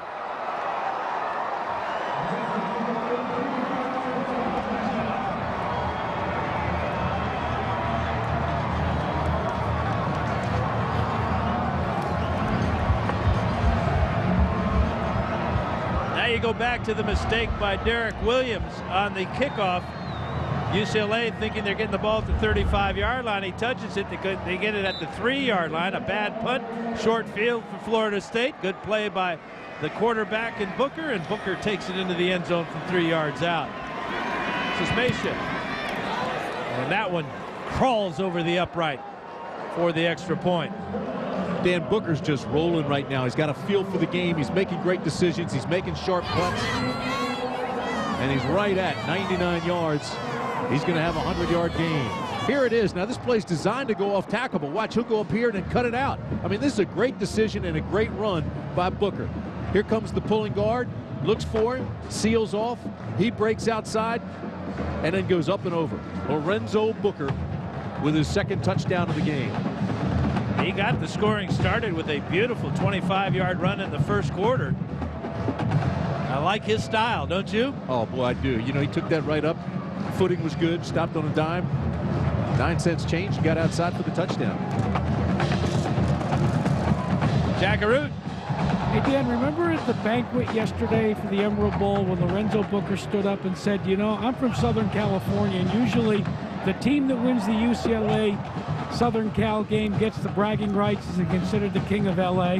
Remember what his answer was? Yes, I do, Jack. And it was? He said if Florida State wins this game, that means he, Lorenzo Booker, is the king of LA. There you go. He is certainly the king this evening. What a performance he's put on. Little kickoff by Gano, and Derek Williams goes back inside the 10-yard line. Trying to get to the outside. Out to the 30. Out to the 40. Great return by Derek Williams out to midfield. Jamie Robinson gets him out of bounds at the 49-yard line. Well, UCLA keeps battling back, but they just can't stop Florida State right here in the second half. 43-yard return there as Williams makes atonement. Look at this. They gave up 9 points to USC, which at the time was ranked second in the nation. Tonight, they've given up 37 points to Florida State. Wow. And we still have a lot of time to go. 24 of those points in the second half, and Lorenzo Booker a big part of that.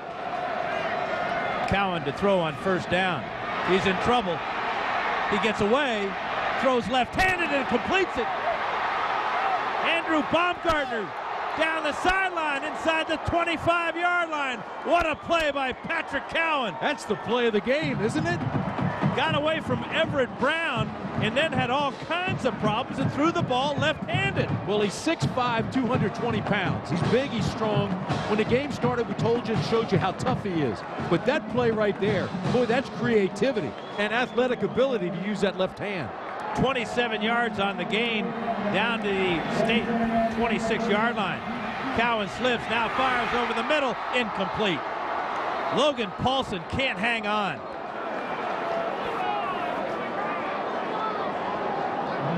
You know, the first time I saw Patrick Cowan play was against Oregon, the start of their 4-game losing streak, Tim, and we were there. Saw him running around wearing that number 12 and looking a lot like a guy named Roger Staubach. Yeah, well, he certainly did there, and we told you about his size. Now watch this. He drops back, and he feels the pressure, tries to step up. Here comes the backside. Now the strength pulls him away, and he gets that time, and then throws left-handed. Marquis on the draw play. Inside the 20. Chris Marquis with a good gain. Lawrence Timmons with a good tackle. 5.5 minutes to go now. You know, I remember a couple of years ago, Auburn wasn't in the top 20 in preseason. They went undefeated and cost them the championship. These two teams are so talented, they should be in that top 20 preseason. Here's Cowan to throw. Intercepted. Tony Carter, and you can forget it. He is gone. Cowan gives chase, but it's a futile chase. Touchdown, Florida State. Drive home safely, everybody. Signed, sealed, and delivered. Second touchdown off an interception on the year for Tony Carter. And that one slammed the door shut on the Bruins. UCLA was just getting that momentum back. A quick score there would have given them time with 5 minutes left. But what a great read, reaction, close, and pick by Carter. And then the touchdown. He took an interception to the house against Virginia. Went 35 yards against Virginia. This one, 85, as Sismesha adds the 44th point. Cowan led him there with his eyes. Carter was trying to read his eyes. He watched Cowan. Carter reads it, top of the screen. Here's the close. Here's the pick. Had he thrown it outside, Carter wouldn't have had a chance, but he threw it to the inside. Carter stepped in, and then the speed. Cowan giving chase, but there's no shot. Carter's second pick and second interception of the season. Second touchdown of the season. And you add in the blocked field goal, make it his third. There was some type of mix-up, though. If you watch Junior Taylor on that route, Cowan was expecting him to come all the way across on a skinny post.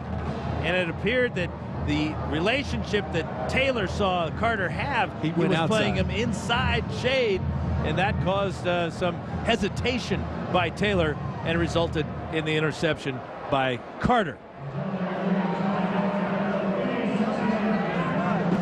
Yeah, catch your breath, young man. You're going to go back out onto the field in just moments as the sod continues to come up here at AT&T Park.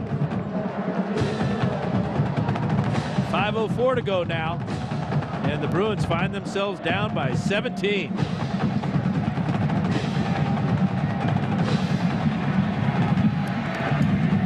Gano pops this one up, fair catch called, and missed, and then out of bounds.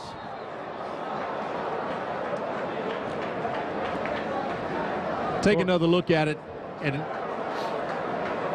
I saw the same thing, Danny. You're exactly right. He's expecting the skinny post right in here, but Junior Taylor looks outside, stays outside, and when the ball's thrown, Carter just reacted, closed, and was off to the races. Corey Bosworth had that fair catch and muffed the ball out of bounds, so the Bruins will take over at their own 36-yard line. Cowan to Baumgartner, and that ball's almost intercepted by Roger Williams. It's amazing, isn't it, when you get a lead and you get some confidence and all of a sudden you get a lot more aggressive and the secondary now closing and making plays. Well, Cowan's last complete pass was thrown with his left hand. 12 of 26, 203 yards tonight for Cowan, 2 touchdowns, and that interception by Carter. 2nd and 10 now for Cowan. Derek Williams in the backfield.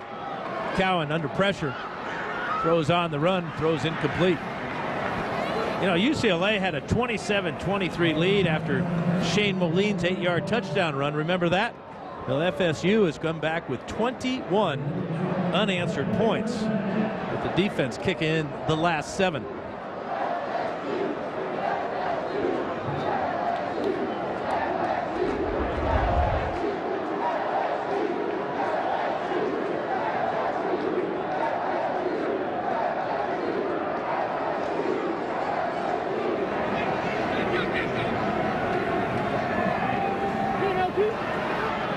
Cowan lobs it over the middle to Derek Williams, and Williams has a first down. That'll stop the clock at 4:37 as they move the chains. UCLA now in its hurry up. Got to use every second of this clock. Really a tough situation for any quarterback, but especially for a young quarterback. You throw the interception that basically seals the ball game, and now down 17, you've got to hustle and get your team on the line, play called, play executed against a pass rush like that. And that ball is intercepted. Or did it hit the ground? Hit the ground, but you know, you're right. And they're in a situation where they know they need 3 scores in 4:22. So everything's hurry up. So sometimes teams find a rhythm there, but you're fighting that clock. And I mean, it's really a monumental task to score 3 times in 4:22. And you've got a guy like number 83, Lawrence Timmons, hitting you as you're letting the ball go. Timmons, 18 tackles for loss on the season. That's second best in the entire country. I'd say it was a lot closer to an interception than I thought. Yep. Here's the draw play to Williams across the 50.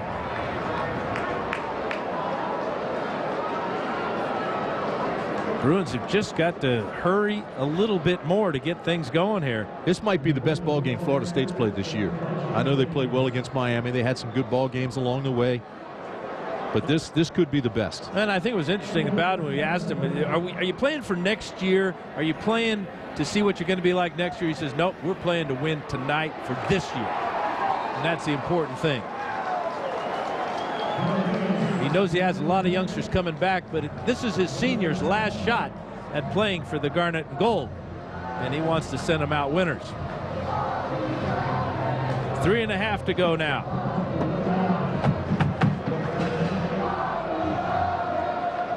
Fourth and 7 for the Bruins.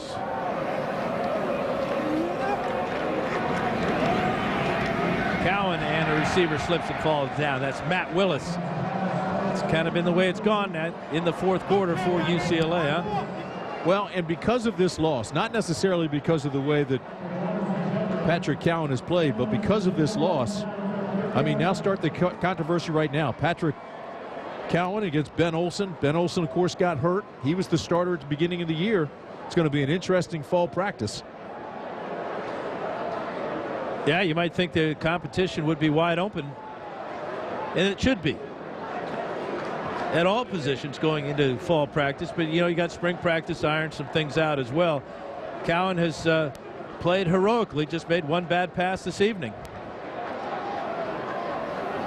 Under 3 minutes to go. Booker, and he's going to go backwards. Reggie Carter with the tackle. Well, tomorrow night at 8 Eastern, two high-powered offenses hit the field in San Diego. Mike Goodson and the Texas A&M Aggies take on Marshawn Lynch, Deshaun Jackson, and the Cal Bears. The Pacific Live Holiday Bowl on ESPN is part of Capital One Bowl Week, and it's also available on ESPN HD and ESPN Radio. For more information, log on to ESPN.com. And Tim, I'm looking forward to that one. You and I and Jack will be in San Diego calling that game for ESPN Radio. Yeah, I agree with you. I think it's going to be a terrific game. I'm looking forward to that little trip down the coast. And there is Ben Olsen, who you were talking about. Flag down on the play as Booker takes it across the 45-yard line. You know, and I've got a feeling that the coaches, I mean, there's no question Ben Olsen is a talent. And he was such a high recruit coming out, and then he went on his mission, and he's gotten a little shift. Florida State. A little more mature, a little older. And the situation is he's going in, and I think the coaches think it's wide open between Cowan and Ben Olsen. I don't have that feeling with Florida State. Even though Lee and Weatherford are kind of neck and neck, I've got a feeling that Weatherford is Bobby Bowden's guy. He wants him to succeed. He thinks he's going to be his quarterback to lead him back to the promised land. Well, I'm not a fan of a two-quarterback system. I think you open up the competition, let the best man win, and stick with him. I'm with you. UCLA will use a timeout. They're second. They have one remaining.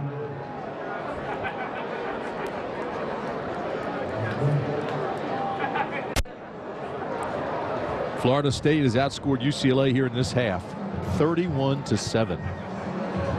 And that's against the defense that has been dominant most of the year. Weatherford throws deep to Carr. Bingo. Booker, great cut to the outside. And then the interception by Tony Carter for the touchdown. Hey, Jeff Bowden, what a way to go out, partner. Almost looks like he's in tears, doesn't it? It's got to be a very emotional time for him because he recruited a lot of these players. He coached a lot of these players, and now he's seeing them win this ball game in his last coaching appearance for the Seminoles. Former wide receiver for his coach here at Florida State. Good job, Jeff. Congratulations. Now it's up to Dad to find himself an offensive coordinator. A lot of talk about it. I think he's got one picked. And certainly the name we keep hearing is about Jimbo Fisher at LSU. But Bobby said nothing's going to happen until after the bowl games, where he's finished and the offensive coordinator is finished. And then they'll start negotiations. Here's Booker, and Christian Taylor wraps him up. Booker, trying to get over 100 yards rushing, has gone backwards his last 2 carries. UCLA calls their final timeout. But Lorenzo can be proud of the night he's had. 5 catches for 115 yards, 21 rushes for 89 yards, and those 2 scores. And you're right. Remember, he was at 99 yards, just a yard short of that 100. He thought he was going to get it. Now he's saying, come on, fellas, close strongly. Tim, we got a heck of a national championship game coming up.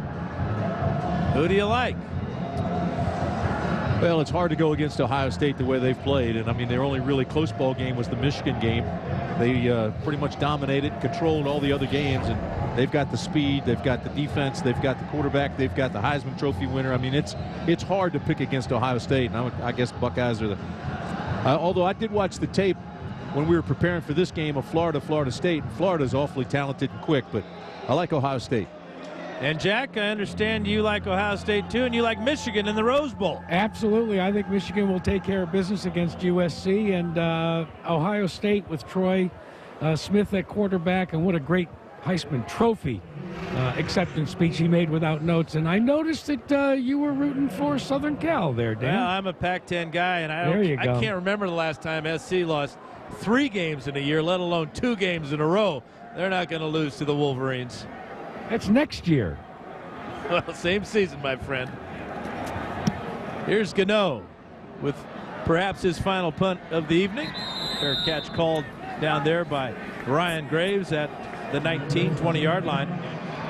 1:56 to go in the 5th Emerald Bowl from AT&T Park in San Francisco. You say you're a Pac-10 guy, and certainly you've had a great career at Oregon and with the Ducks in the Pac-10, and I, of course, played in the ACC, so it's good to see Bobby Bowden and Florida State represent the ACC here. Pac-10 goes to 0-3 in the bowls. Touche. Sorry. You're going to make me tuck my tail and sky my eyes here. Or stop on a dime. And give you 9 cents change. It's been a fun year, partner. Absolutely. And it's not over yet. Here's Cowan. And he's going to throw deep. And that ball will go out of bounds. Terrence Austin, the intended receiver. J.R. Bryant. Well, now here's tonight's Good Hands play of the game presented by Allstate.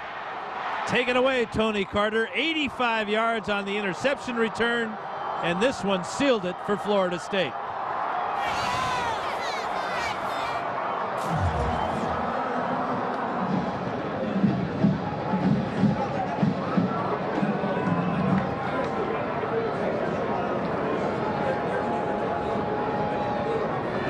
Cowan on 2nd and 10. And he's got Baumgartner down the middle. 2nd catch of the night for Baumgartner, just his 9th catch of the season. Roger Williams with the stop there. Clock continues to roll. UCLA has no times out left. Screen pass here to Derek Williams. And he's tackled by Justin Mincy across the 45-yard line. You know, we're joking about the 2 conferences and the bowl games, but I mean, seriously, there's been a lot of talk about how the ACC would do in a bowl, what kind of year this has been, and Florida State gets them here 1-0 as the conference, but you still have Clemson, Boston College, Maryland, Virginia Tech, Miami, and Georgia Tech to play yet. And Cowan in and out of the hands of his tight end, William Snead. You know, we talk about these teams before the game about the quarterbacks, and really they're the key next year for both these teams, I think. Weatherford has to find the consistency. Cowan just has to continue to mature and beat out Ben Olsen for the starting job. But with the returning players around them, I think both these teams, they get solid play at quarterback position, are going to be contenders in their conferences. Yeah, and I'm a big fan of the potential of Weatherford. I saw him last year single-handedly carry this team to the ACC championship, into the Orange Bowl. You saw what he did against Penn State. They lost in triple overtime, but I think he's got great potential. He's just got to somehow limit his interceptions. Cowan to run and slide at the 40-yard line. And I've become a big fan of that kid, too. He is a gutsy player. This is only his 8th start. He's getting better every time he's out. You can see his heart pounding through his jersey, too, the way he plays the game. To the sidelines this time and out of bounds. Jeremy McGee, the intended receiver. Sometimes those receivers look like they're in ice skates. Yeah, it is really slippery. It's been raining a lot here in the Bay Area. This is the rainy time of the year in Northern California. The field had been covered, but as Jack said, this is a flat field. Nowhere for the water to drain off this field.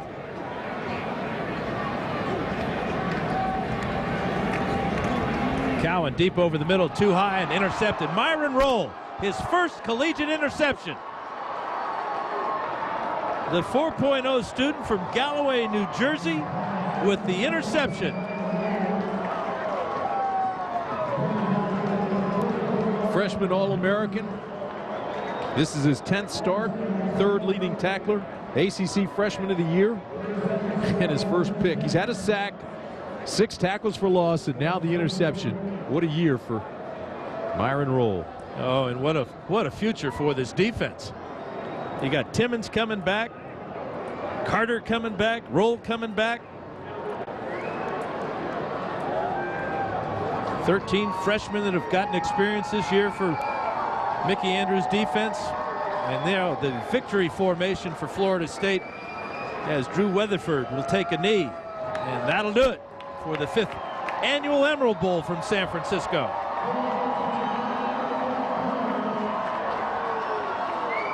Well, the Emerald Bowl's done well, and this was one heck of a football game. It's a great venue. It's a great bowl. This was fun.